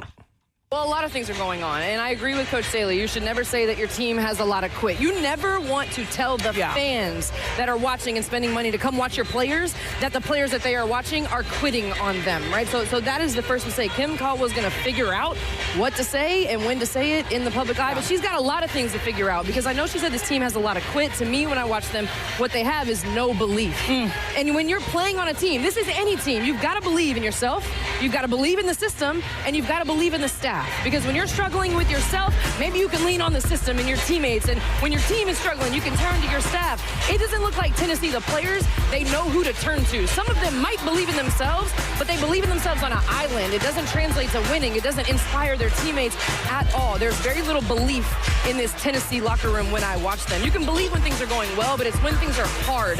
What do you believe in? And Tennessee, taking the intangibles out. Let's take out that they don't seem like they're having fun. They don't seem like they enjoy each other. From an X's and O's standpoint, the system that they have committed to requires belief and commitment. When you're shooting that many threes and when you're trying to force that many turnovers, from a basketball standpoint, sometimes you're put in a bad position. What do threes lead to? Long rebounds. Some of their shots end up starting their opponent's transition offense. So when you don't believe in what you're doing, your defense is getting beat. You're giving up layups. And then when you're trying to trap, if us two go to the ball, as soon as they throw it out, now we're at a disadvantage. Now their team is playing 4-on-3 elsewhere. So this Tennessee team, it doesn't look like they believe in the system. I'm interested to see what's going to budge. Is the team going to budge, or is the system going to budge? Because if you're a coach, you are required to figure out a system that fits your players. Yeah. There's no amount of NIL money that can buy buy-in. You can't purchase buy-in. Yeah. You have to create it as a collective with the team and within the staff, and it's not happening right now. That is on point. Well, Wow. and part of the problem is we talk about Kim Caldwell's system all the time, too. It is on her to recruit and get the players that fit that system. And maybe that is a part of the problem that she's having right now. Yeah. What do you think? And what do you think about Andrea's comments? Because there are a lot of Tennessee Lady Vol fans that did not agree with her and did not appreciate how hard she went in on them. I can understand both sides of it. One, where she came at her or at the program, I totally get it. I think she's spot on. I also think could be added that she left out, where's the leadership within the team? Right. You know what I mean? Away from the coaches. Who's standing up? Yeah, you know what I'm saying? It's the same with thing the with players. Auburn and a player dropping 30-something on you in the first half. Like, where's the leadership to step up and say, hey, defensively, I'm done. This is not going to happen anymore. Yep, you know? that part right there. I think the flip side of it, what would get people, Lady Vols in particular, a little bit upset is you don't see established programs with people calling them out. Very often. Airing out in-house things that can be taken care of in-house, if that makes sense. So like alums? A UConn, you know what I'm saying, a South Carolina, a LSU right now with Morky there. You know what I mean? The list goes on and on. You don't see that happening. That's a phone call. I think that's where I would think that's where they're coming from, the former Lady Vols. I would give an example of with Mike Tomlin leaving Pittsburgh, and I could be wrong, Savage could weigh in. Mike Tomlin leaving Pittsburgh, when you started to hear people coming out like Debo saying that, man, Tomlin didn't do this, that, or the other, and then you hear the other Steelers that played for Tomlin like, hey, man, that ain't what we do. Like, I don't care what, and then he was talking about Ben Roethlisberger. I don't care what Big Ben did. That's what we take. There was the podcast talking about they went off. Big Ben. Yeah. He was a crappy teammate and all that. You know, but they Which is funny, too, because I've talked to Ramon about Big Ben 8 million times, and he's never said he's a crappy teammate. Nobody will, because they address whatever it is in-house, but to the outside world, with each other. This is even though he is. Even if, you know what I'm saying? In his career. Yeah. This is what we give the public. Yeah. This right here. Inside, we can talk about whatever, and we can settle whatever. It is what it is. So but I think that's her where the Lake job Vols is coming also from. to break give her opinion. it down and give her opinion. So that's where the gray area is. And she did it very well. That's what it is.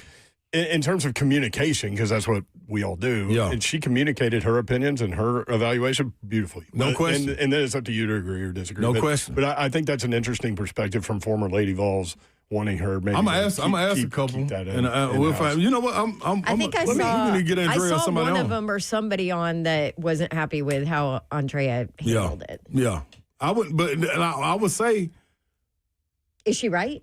Man, listen. Behind closed doors, she ain't wrong. Other people are voicing this as well. So to Andrea's credit, she was the one that stepped up and said it. And there's other Lady Vols that are on these platforms that have that opportunity to say something that ain't said nothing to this degree. Andrea's just the only one that said it. But when we close the door and we all sitting at the table, trust and believe they saying it too. From the opening hire of it. Like, all the way down to the system conversation. Yeah, all the way down from the substitution pattern. People saying, we talked about that immediately. I've seen them come on air and be like, they'll figure it out. And then as soon as we go off air, hey man, who the hell want to play for? You know what I'm saying? Yeah. Like, so Andrea. For those that don't know, she subs 5 in, 5 out. Yeah. And just keeps rotating players like that. Yeah, I want to ask you this when we come back. We're desperate in need of a break, but how much of this also is Kim learning on the job? Because she was not near at this level. Had this. She's never had. This is what I was thinking about when I was watching Oklahoma.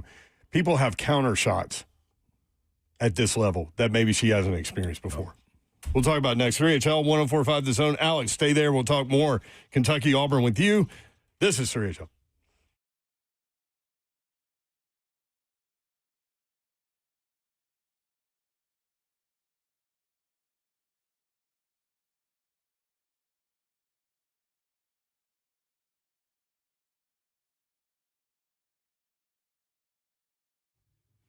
What's up? What's happening? Listen to me right now. This is the opportunity you've been looking for when you're feeling those little creaks and pains and you're feeling that little limp. And when you're walking around, it's probably just you need an adjustment.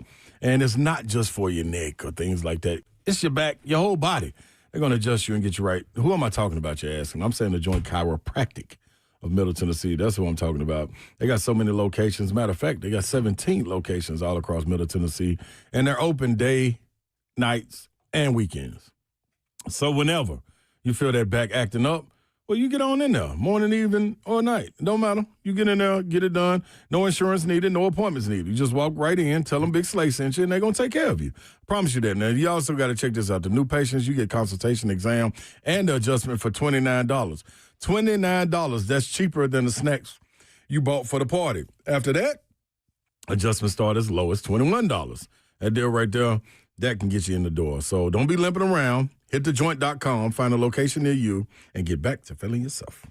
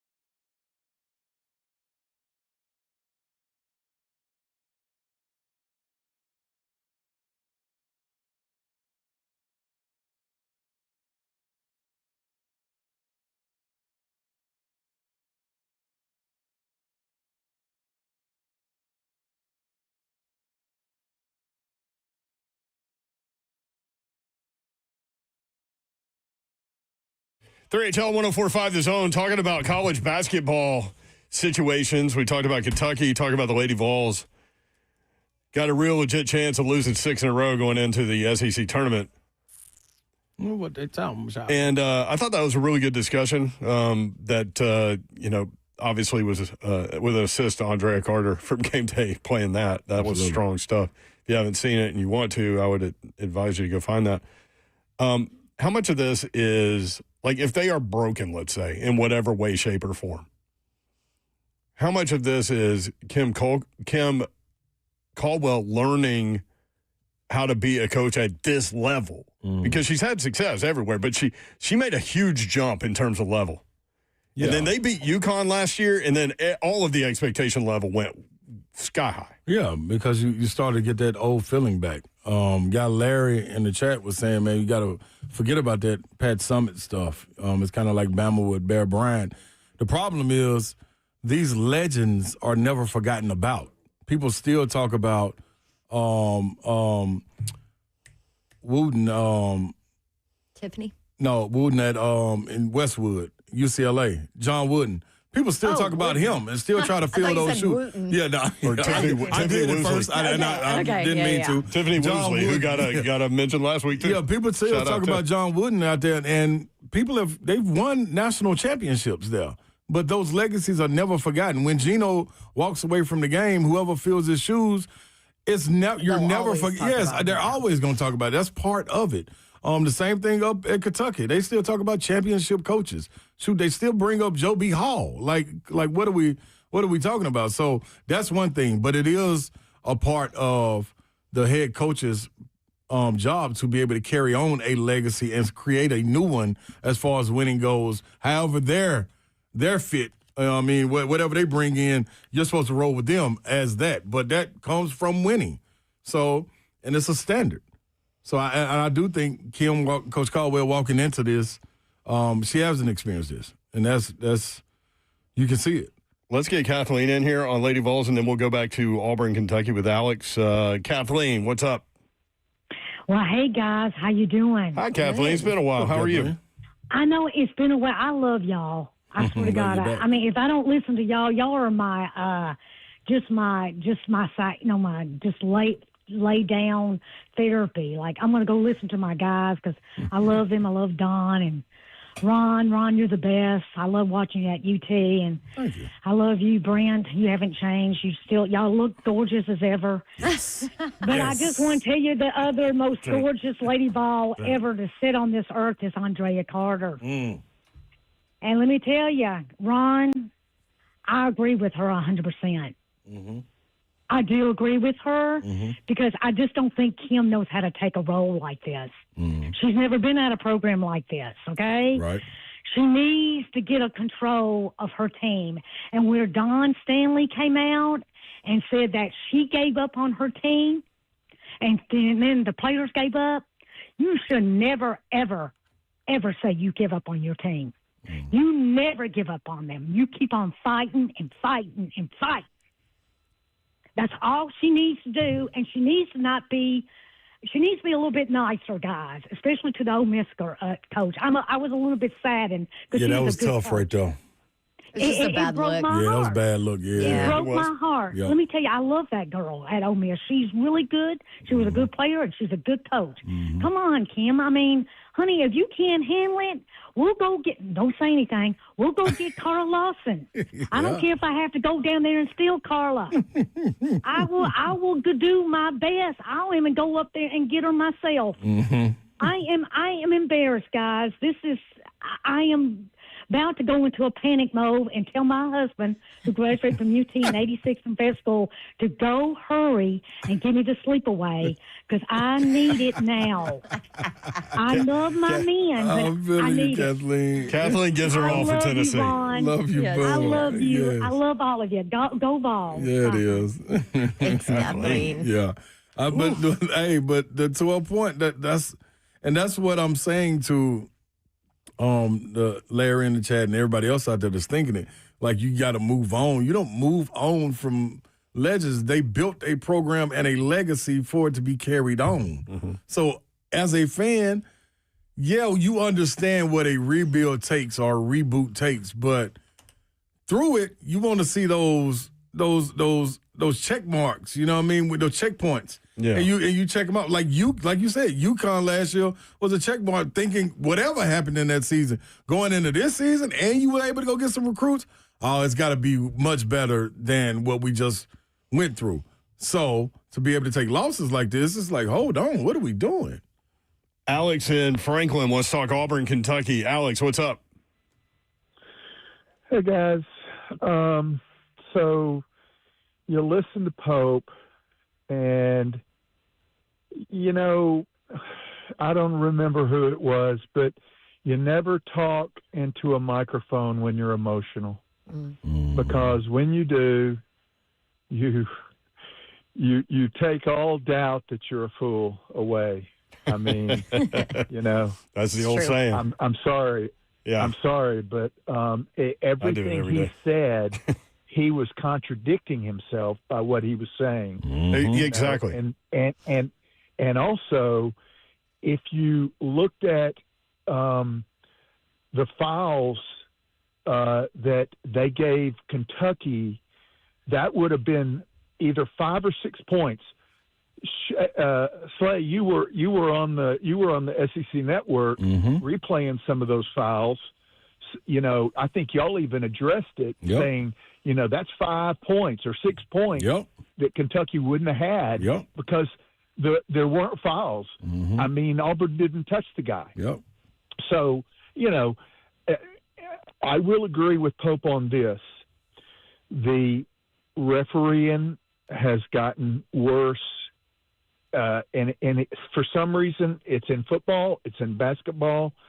I don't think it can get into baseball too much, but football and basketball, I think the players are becoming so much more faster, quicker. The refs can't see everything; they are assuming stuff. And I just, you know, so yeah, I agree with him on that, but you can't cry about it because, I mean, my gosh, Auburn has gotten cheated out of 3 football games this year and multiple. A national championship in basketball. We talked about that a couple weeks ago. That too. Yeah. I won't even go there. My son hates Virginia now forever. It will never happen. But you remember after the Texas A&M game, somebody told Pitino that we got beat by Texas A&M, and Pitino went, well, I'm not going to say anything about that. He wanted to say there is no way A&M should be on the same floor as Auburn. And Pitino said that previous. He was like, Auburn has got a team. And, I mean, you look at the Florida game, you look at the Arkansas, the first Arkansas game, you know, we played right.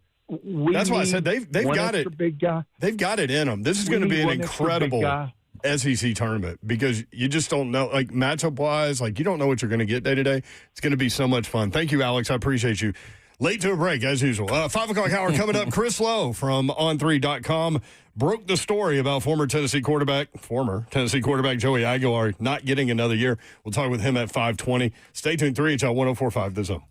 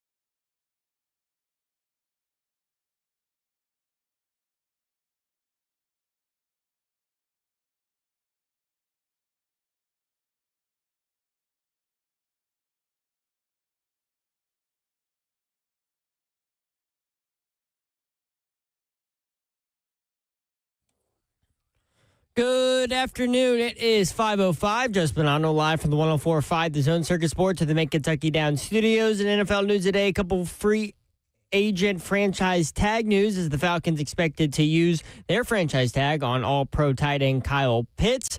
That number is $16 million for tight ends this year. However, the new regime in Atlanta wants to keep Pitts long term.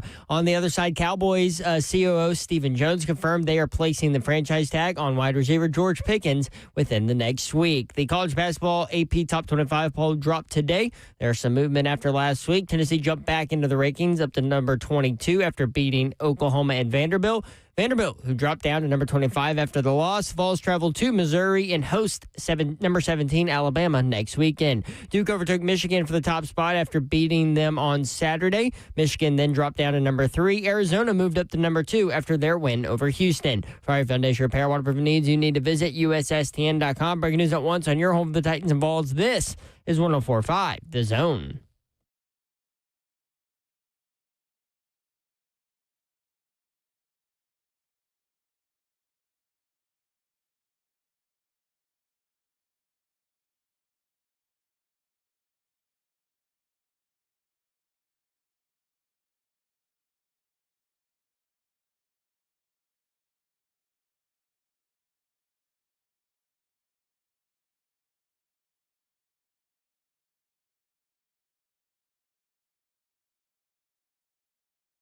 HL 104.5 The Zone. Fred Doherty with you on a beautiful day in the Music City. Hope you're having a great Monday. Man, we've been through a lot today on this show. Yes, just rolling yours, just rolling through. Been fun from our perspective. Hopefully yours as well. You can watch the show live, YouTube, Facebook Live, Twitter, and Twitch. There she is. She's Babsy Davenport. Hey. Y'all. What up, baby? Happy Monday, people. She is dressed solidly for the winter. It's not just the cold air today. That wind, man. It's just miserable. And it's the fact that we went from like 70 and sunny and beautiful to this within like 48 hours. It's all foolishness. Mm-hmm. Although in the Northeast, they're talking about nor'easter, blizzard warnings everywhere, and a bomb cycle. It's a real live blizzard up there, man. A real one. It's crazy. He's Slay Dog. He's right there. I'm in the building. Can't beat me, Zeph. Good job, y'all. So close. But yet so far away. You love this time of year, don't you? Last couple weeks of the regular season. That's it. Start the mid-major conference tournaments. Mm-hmm. Congrats to Belmont for winning the conference. Congrats to Austin Peay for winning the conference. Congrats to TSU, who is in a three-way tie with 2 games left for first place, trying to win their third ever OVC regular season title. So much going on. That's a lot. Team USA wins gold in men's hockey, 46 years to the day from the Miracle on Ice 1980 team. That was incredible, man. I'm still curious as to how people consume that moment. Were you just in your living room, or did you find a bar that was open? And I was on the plane, man. That early? Were there snakes on the plane? Yeah. Oh, no. Can you imagine? That movie's terrifying. Yeah, I don't want to imagine that, yo. I'm not watching that. I never watched it either. It was no way. Like, yeah, I can see. No. Nope. That is on the plane and then the commode. Oh, they do come up through the commode. Yeah, but there's stories all the time about that. Yeah, they don't need to be in mine. Don't search it. Yeah, I won't. Because it makes me look every time now. It does? Yep. I mean, I'm one like I like to chill at home on it. When you shake it down. Yeah, shake down, chill sessions. And I got a little TV I can crack the door. Well, it won't get out too much and I can see the TV. Yeah, that's my area. A snake come up through there. I bet everybody lets you have your little area. They do. Yeah. Doors are closed. We'll see y'all later. Yeah, I'll let y'all. Dog, that'd be crazy. You feel a little bite on your butt? No. Yeah. Exactly. What snake Do got I what? dare Google it? No, don't you do that, Babsy. Then it'll be all over. No, let's stop talking because it's going to be on our algorithm anyway. I Let's know, talk about something else. our phones listen to us anyway, so yeah. Talk about something else. I mean, for years I checked under the bed after I watched Friday the 13th, part 3, when Jason was under the bed and shot that machete through the mattresses. Yeah, see. By the way, I decided that I'm going to go back and watch all the Friday the 13th. We were talking about it the other day. When did you decide that? Because we were talking about it the other day. I don't know how we got on it, but like Jason was in space at one point. Jason took Manhattan one time. The space one, I was like, okay. Yeah, that's where he went too It's time to far. end them. It's time. They're supposed to release one this year, another movie. It was, man. That went too far. Space went too far. Come on. That went too far. How you get up there, Jason? I never saw that one, but somebody called in and said, yeah, they had him on a spaceship. They were going to do research on him or whatever, but then he woke up and I'm like, that's worse than snakes on a plane. That's Jason on a spaceship. You can't do anything about that. Where are you going to go? Yeah, like that's dumb. That's dumb. Whoever came out with that one should have never got the series sold to them. Tonight's basketball. You going to have parlay today? Yes. Tonight's hoops, number 21 Louisville is a 2.5-point favorite in the Dean Dome at number 16 North Carolina, 6 o'clock ESPN. And number 2 Houston and number 18 Kansas bouncing right back from those Saturday games. Houston favored by 1.5 at Kansas, 8 o'clock ESPN. I never know what to think about Kansas because I don't know what the Darren Peterson situation is. And guess what? And they're winning games without him anyway, but guess what? You never will. But they got blown the hell out by Cincinnati. You never will. How about that? That Big 12 is Yes. The funny thing about that game is he played, I think, some of the most amount of minutes that he's played in a game this season. You know the crazy thing about that situation is I read Mike DeCourcy's piece. He decides when he plays and when he doesn't. Yeah, he made a 3 in the second half and said, Coach, I'm good. Come get me. And Bill Self was like, Darren, I haven't had a chance to coach you. I haven't had a chance to say, hey, that's not the way to do it. This is what you need to do. And you won't. Yeah, you won't. You think it affects him in the draft? So I talked about this earlier. It's 2 options to this. If you're a GM that's established and secure, it won't affect you. If you're a GM that is unestablished and you're trying to make a splash, you bid on him, you can get you fired. It gets you fired pick. But if you're a secure GM and you get him and you're like, you know what, we'll deal with it. We'll figure his medical conditions out and we'll be fine. You'll be okay. But if you're that GM that go get Zion Williamson and he can't play, we'll see you later, alligator. Babsy had a great Saturday. Duke won. That's right. And that big matchup with Michigan, huge basketball game. I mean, that Saturday with those 2 games with 1, 2, 3, and 4 all playing each other, that was a Final Four type day. Going down. So good. And those games were that intense, too. And you got your Auburn win at the buzzer. Back to back with the Auburn game, yes. Yep. Mm-hmm. I fell asleep early that night. So I missed the Auburn-Kentucky game. I woke up at 4 in the morning, and I was like, damn it, I went to sleep too early again. And so I immediately pulled up the Auburn-Kentucky highlights, and I hadn't seen it, and I managed to get to the highlights without seeing the final. Oh, nice. So, yeah, that was fun. Good game. 615-737-1045. Reese and Lauren, Bowling Green. Hey, guys. What's up, Laura? How about them Vols? You better believe it. Go Vols. Hey, I sent you a picture on Instagram, Big Slay. Of what? Big Slay, are you with me? What up, Reese? You better believe it. Hey, let him look at it, and he'll show you. Okay, there's Laura again. I got a few things for you real quick, which, by the way, you weren't here to supervise on Friday, and my friends tried to turn against me, but I set them straight. You heard you. I heard you. Yeah, you heard me. I set them straight. Now they know. So I got 3 things for you real quick before we get to the good stuff. Okay. So, did you know Aaron Rodgers is a Vanderbilt fan? No, I didn't. But okay, his brother, went though. Yeah, him and all of Vandy Nation They don't like each other. Yeah, well, no, they went to a big darkness retreat all the way at Memorial Gymnasium after the Vols turned the lights out. There we go. Sure did. I like it. I knew it was going somewhere. Reese, did you bet $2.99 on him?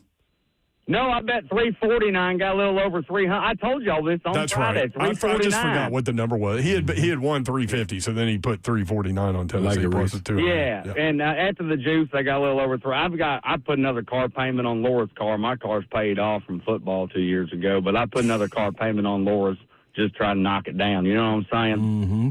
Smart man. So anyhow, I do have bad news about the win, though, Big Slay. Uh-oh. Now that we have 2 homes, Nashville and Knoxville, we have double the property tax. You know that? I like that. Property tax down here. In the SEC, baby. Property tax down here has been an issue lately. Exactly. Now we got to try to get money from Vanderbilt just we own their house. That's tough. Now, Big Slay, you're talking about Big Brother, right? Bad jokes.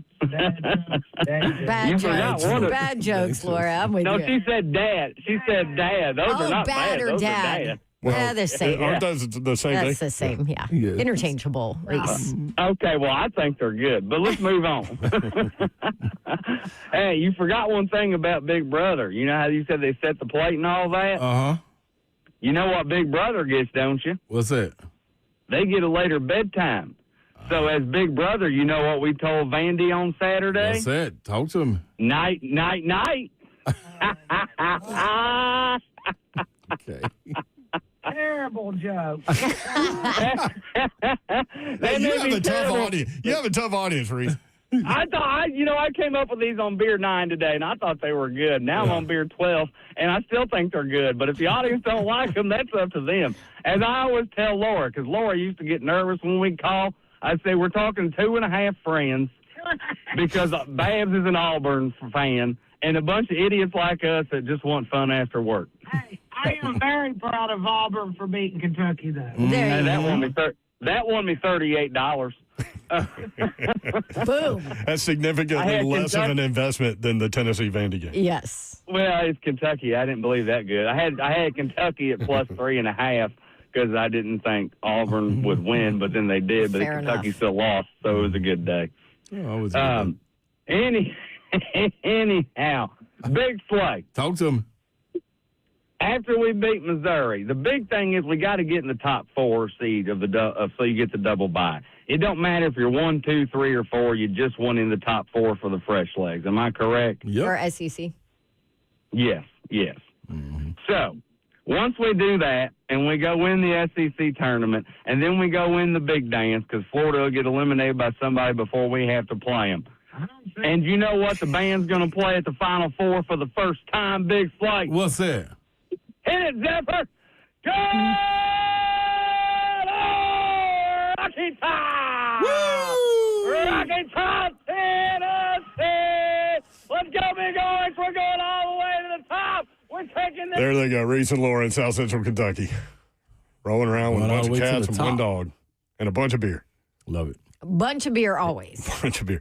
Chris Lowe. Especially by the time we talk to him. From on3.com. Coming up next. Stay tuned.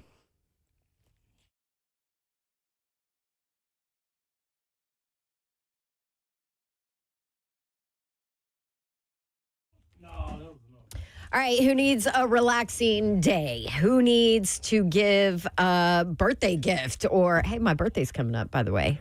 Oh, it's like 2 days away. Anyway, let me tell you what I would love. Day at a Moment's Peace Salon and Day Spa in Cool Springs, because it's the best. And here's the deal. Maybe you know that you need to give a gift and you're like, well, I don't know if they like a massage. I don't know if they like this. Well, guess what? Doesn't matter, because there is 10 different services all in the same place at a Moment's Peace Salon and Day Spa. So they are bound to find something that they like. Massages, manicures and pedicures, sunless tanning, waxing, skincare, facials. Hydrofacial is amazing. They have a hair salon there.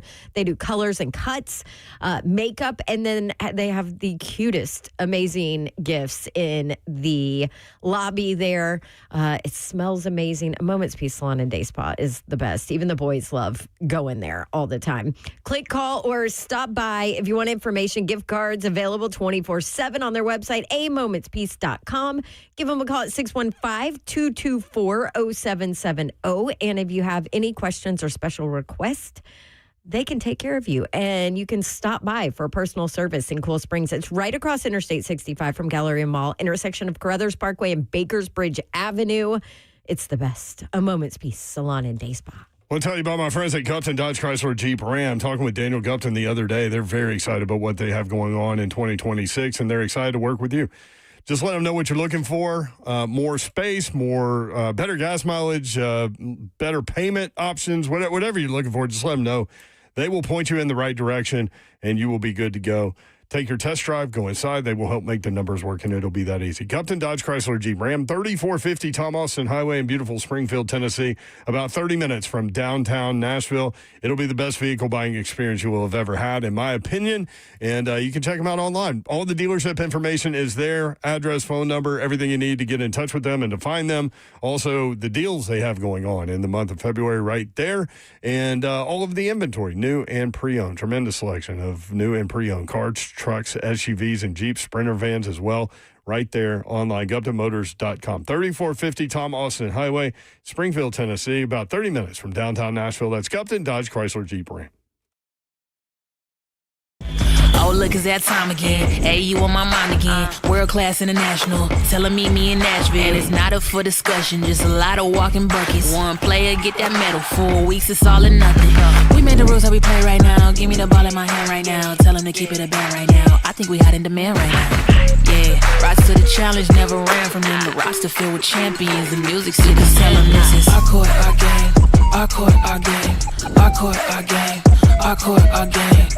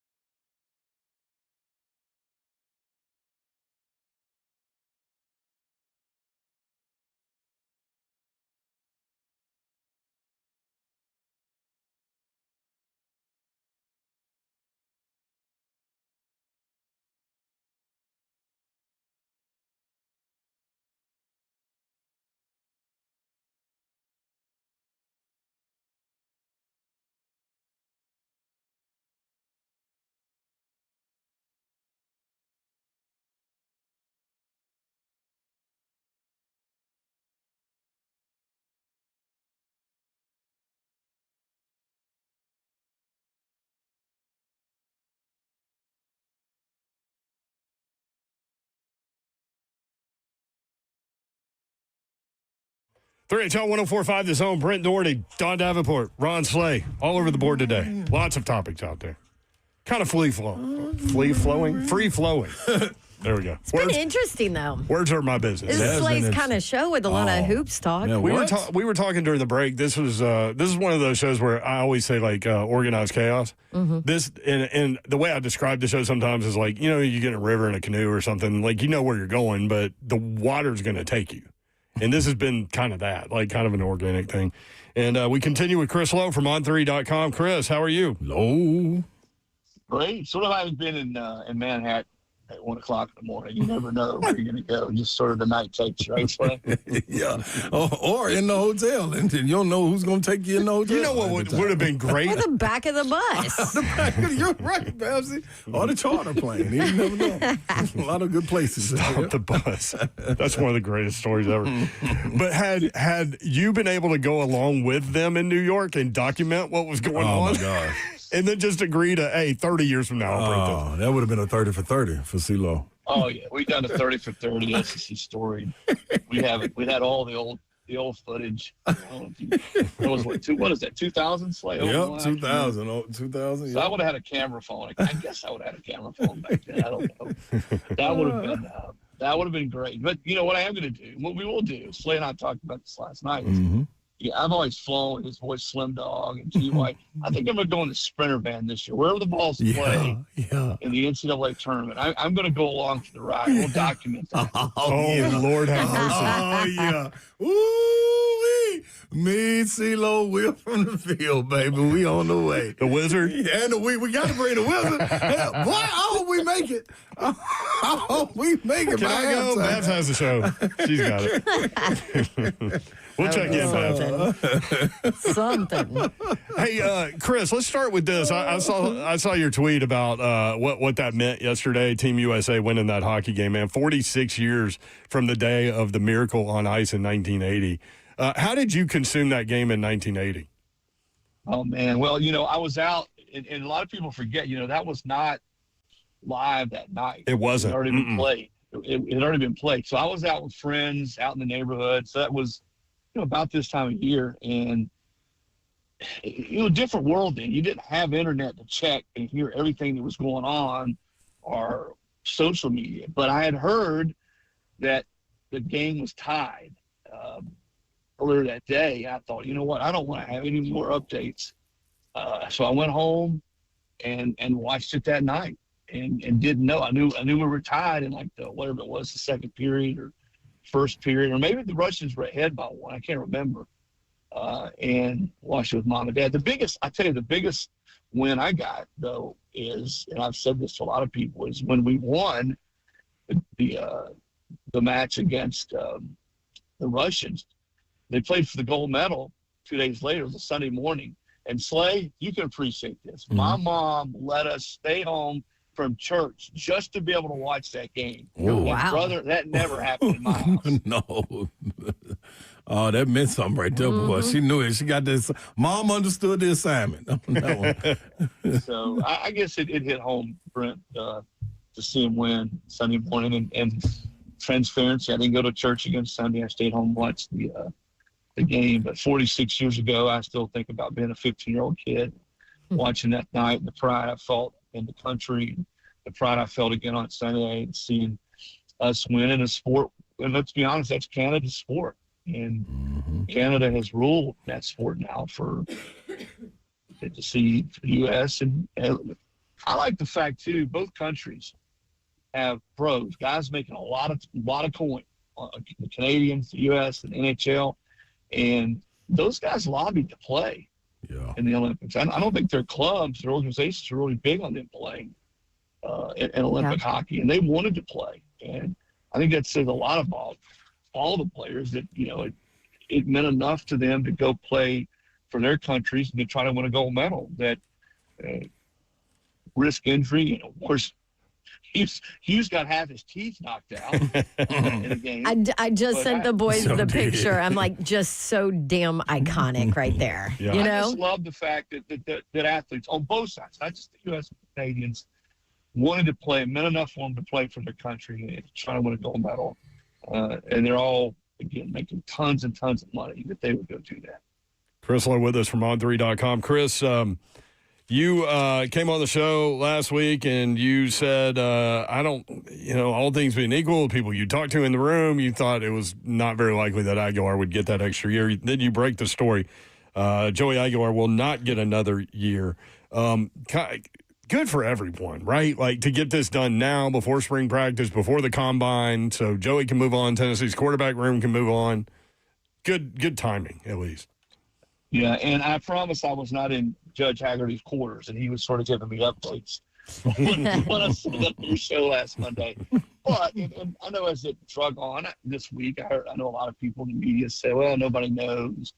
People are guessing. I wasn't guessing when I said that. I had simply talked to people who know a whole hell of a lot more about the legal process and had watched that hearing and sort of have seen what he'd sort of drilled down on, which was basically, hey, let's see some studies. Let's see some type of financial studies that suggest that not just Joey Aguilar, but the whole market would be harmed or irreparably harmed.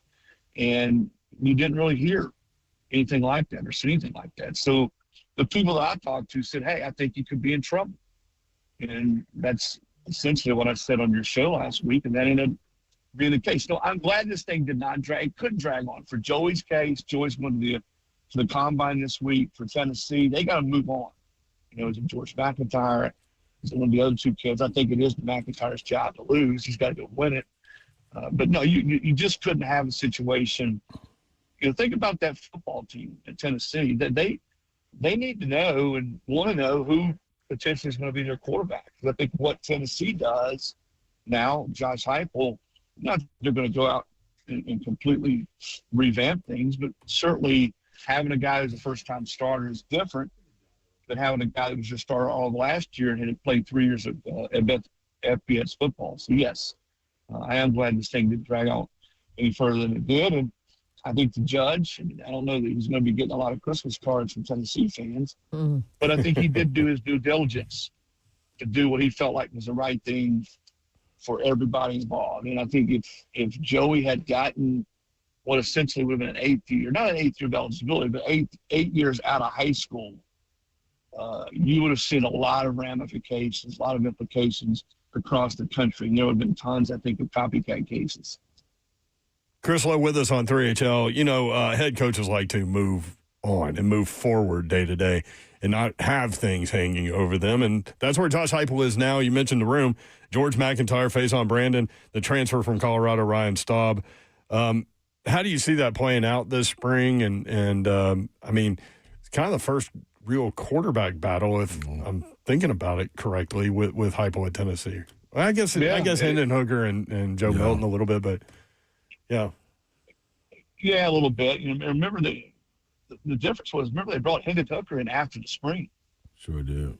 Excuse me, Milton in. They brought Milton in after the spring. Hooker was there. Which I don't know that they were sold that Hooker was the guy. I don't think you do that unless you feel like, hey, we need some competition or we haven't seen enough. Now, as it turns out, Hendon was so good in breakdown situations. And a lot of times when you're watching that in scrimmages, you're not hitting your quarterback.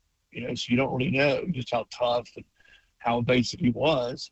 But, yeah, this is the first time certainly that Tennessee's had one under Josh where you didn't know, where really no one had played. Remember, even Nico had played in the bowl game the year before he stepped in as a starter.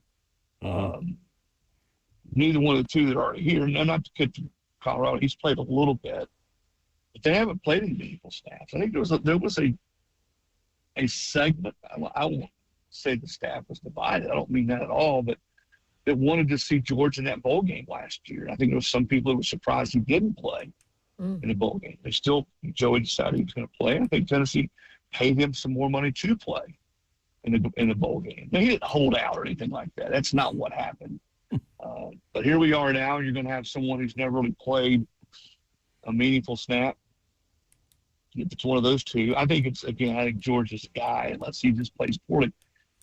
And at the end of the day, you're not going to be able to fool it. His teammates are going to know.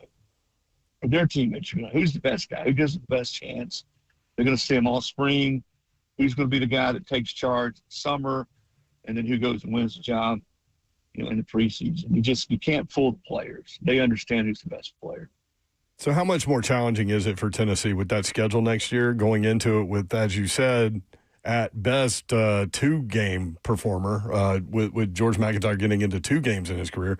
But at Georgia Tech, at Arkansas, at South Carolina, at Texas A&M, at Vandy, the home games include Texas, Auburn, Alabama, Kentucky, and LSU. Well, it's certainly more challenging. I think if it is one of those kids that's never really played any meaningful snaps, you sort of learn by trial and error, right? You go into the season and you're going to make some mistakes. And I look at that Georgia Tech game on the road. That's early. That's going to be a hard one. And you mentioned the conference schedule, and I think it's much more of a challenge. And I think it's important, too, that we're all going to zero down the quarterback battle, but they got to help them. I mean, and when I say they, the defense has got to be better. You bring in Jim Knowles, first-year coordinator. Pretty much you revamp just about all your defensive staff. You're bringing a lot of new faces. I think in certain cases, guys that I think will help them. They needed help in the secondary. They needed help at safety. And they brought in, too, I think the Metcalf kid in particular will help. And guys at edge and linebacker, that's where they got to be better. They have not had, I looked this up today, they've only had one linebacker drafted at Tennessee since 2010. That was Jalen Reeves-Maybin in 2017. Really? Wow. Now, since 2010? Wow. 2010. And you're not counting Henry To'o, Chris? Probably not. But they haven't had a first-round linebacker taken since Gerard Mayo in like 2008. Wow. And you think of their glory years, the 90s and early 2000s. Even when you were at Slay, you had guys like Omar Gaither, Kevin Simon, Kevin Burnett, guys that were big-time playmakers at that position. That's what they've been missing. I've talked about this a lot. Guys who are finishers on defense, who make plays that change the trajectory of games. And I know they've brought in several guys, several of them from Penn State. And I think that will help expedite learning Jim's system, especially with him bringing along with him guys like Anthony Poindexter, Derek Jones, and they just recently hired after Hunter went to the NFL. He coached with him, I think at Duke or somewhere down the road. So he's got some guys around him, players and coaches, who know his system. And I think his system, while is, I've talked to Mike Gundy about him, I've talked to David Cutcliffe, guys he's worked with, creates considerable chaos. It's hard to scheme against, but it does take a while to learn. And I think you got to have guys who are quick learners, who are good, who are good at sort of taking things and learning quickly. And I think having people around Jim on the staff and some players he brought with him from Penn State will help expedite that. CeeLo, man, when you're looking at the basketball front, shifting to little hoops, when in the last, I would say maybe 3-4 years, maybe since Zakai walked on campus, has this team this season been the only one of those teams since about 21-22, I'm sorry, the one that's kind of ramped up to be, it seemed to be like the team getting ready to hit their stride, getting ready to go into March, while those other teams have been the ones that have, what the expectations is for that team, and how they're going to kind of pan out because of the leadership and things of that nature. And they've been number one, ranked very high in the top 25, and not kind of ramped up. Is that the difference with this group? Slay, I think so, if they can get Estrella healthy and keep him healthy. I think that is the key. If they can do that, then yes. I always thought that team, as great as it was with Grant Williams, I thought they peaked a little earlier. Yep. Agreed. And sometimes that happens. It just happens with basketball teams. This one seems to be, and you used the word last night when we visited that I hadn't thought of, but you're right. This team has gotten a lot more mentally tougher over the last month and a half. Yeah. I wondered, and I've said it, I wondered if they would recover from that last loss to Kentucky. Both of them, really, when they blew the 17-point loss at home. Yep. I wondered how this team would respond. And I think it says a lot about Rick Barnes and sort of the way his teams typically respond. They show their mettle when they need to. And It's sort of the way he brings his guys, because everybody's different in the way they press buttons with players and teams and coach them. And he's just not going to take his thumb off. Right. And some people say, well, they got it so hard. How does that play out when you get to the end of the season? I think when you got a team like this one with so many young faces, so many new faces, you just can't take your thumb off. And he has. I think he's pushed harder. He's challenged them. And I think you're sort of seeing the fruit of that now, Slay. And I agree, man. If Estrella can get healthy, and I don't think they're going to put him out there and risk him playing a game or two, and then you don't have him for the postseason. Right. They won't play him until he's ready to go. But if he can get healthy with the way Amen is playing and the way a lot of guys that aren't the usual suspects seem to be popping up when they need them, whether it's Brown, whether it's Berg, whether it's Amari making plays, this is a team I think's got a chance to make a run. And I don't think any of us a month and a half ago would have said that's the case. Certainly when you compare this team to probably just about every other team over the last 4 or 5 years they've had. Yeah. Chris Lowe, on3.com, the RTI Lowdown, where you get your podcasts. You had a special guest yesterday. And had to pay handsomely for it. In this day and age, NIL stretches to guests on shows and not just players. But no, it's always great to catch up with Slay. We were bragging about Slay after he got off last night and just about what a star he is on TV. And it's always great, Slay, to catch up and listen to you guys. And I tell you, Tennessee basketball has, and I just hope fans and people that have been around that program over the last 5, 6, 7 years don't take this for granted. Because, when Bruce left or when he got canned, I really wondered if Tennessee would ever be able to get back to that level. Mm-hmm. I don't know about you guys. Yeah. I just said, it's going to be hard. And then when you look at the consistency that Rick Barnes has created within the program, and I understand everybody wants a Final Four, and they've been close. They've had some tough draws.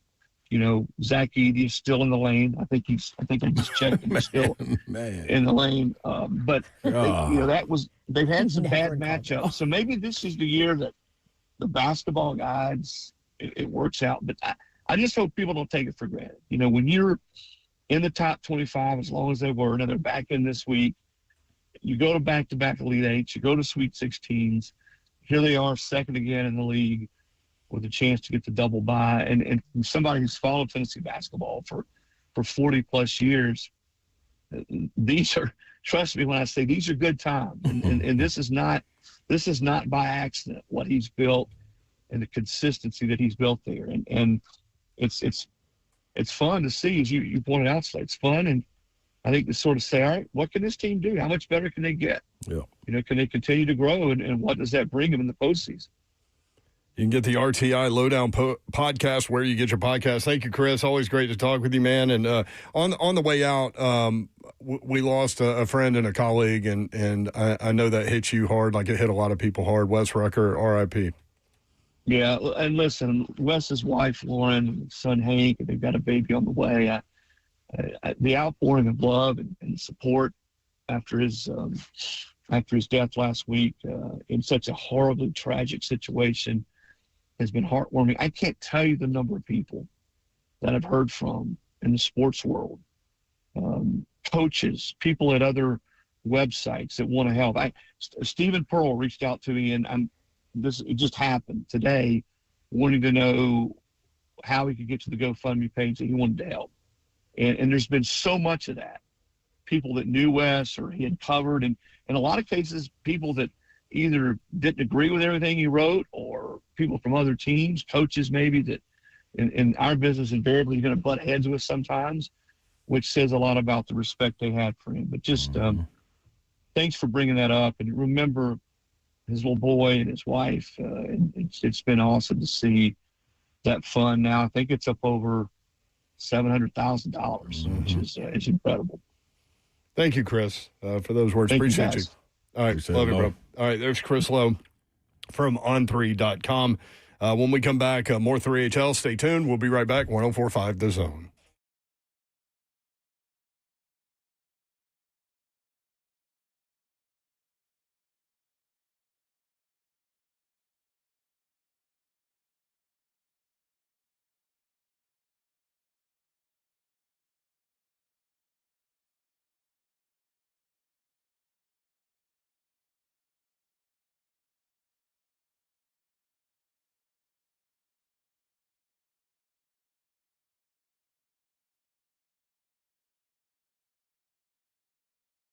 Get over there right now. BrentwoodJewelry.com is where you head on your handheld device, but physically get in there. 7012 Church Street East, located in the heart of Brentwood, just off of Franklin Road.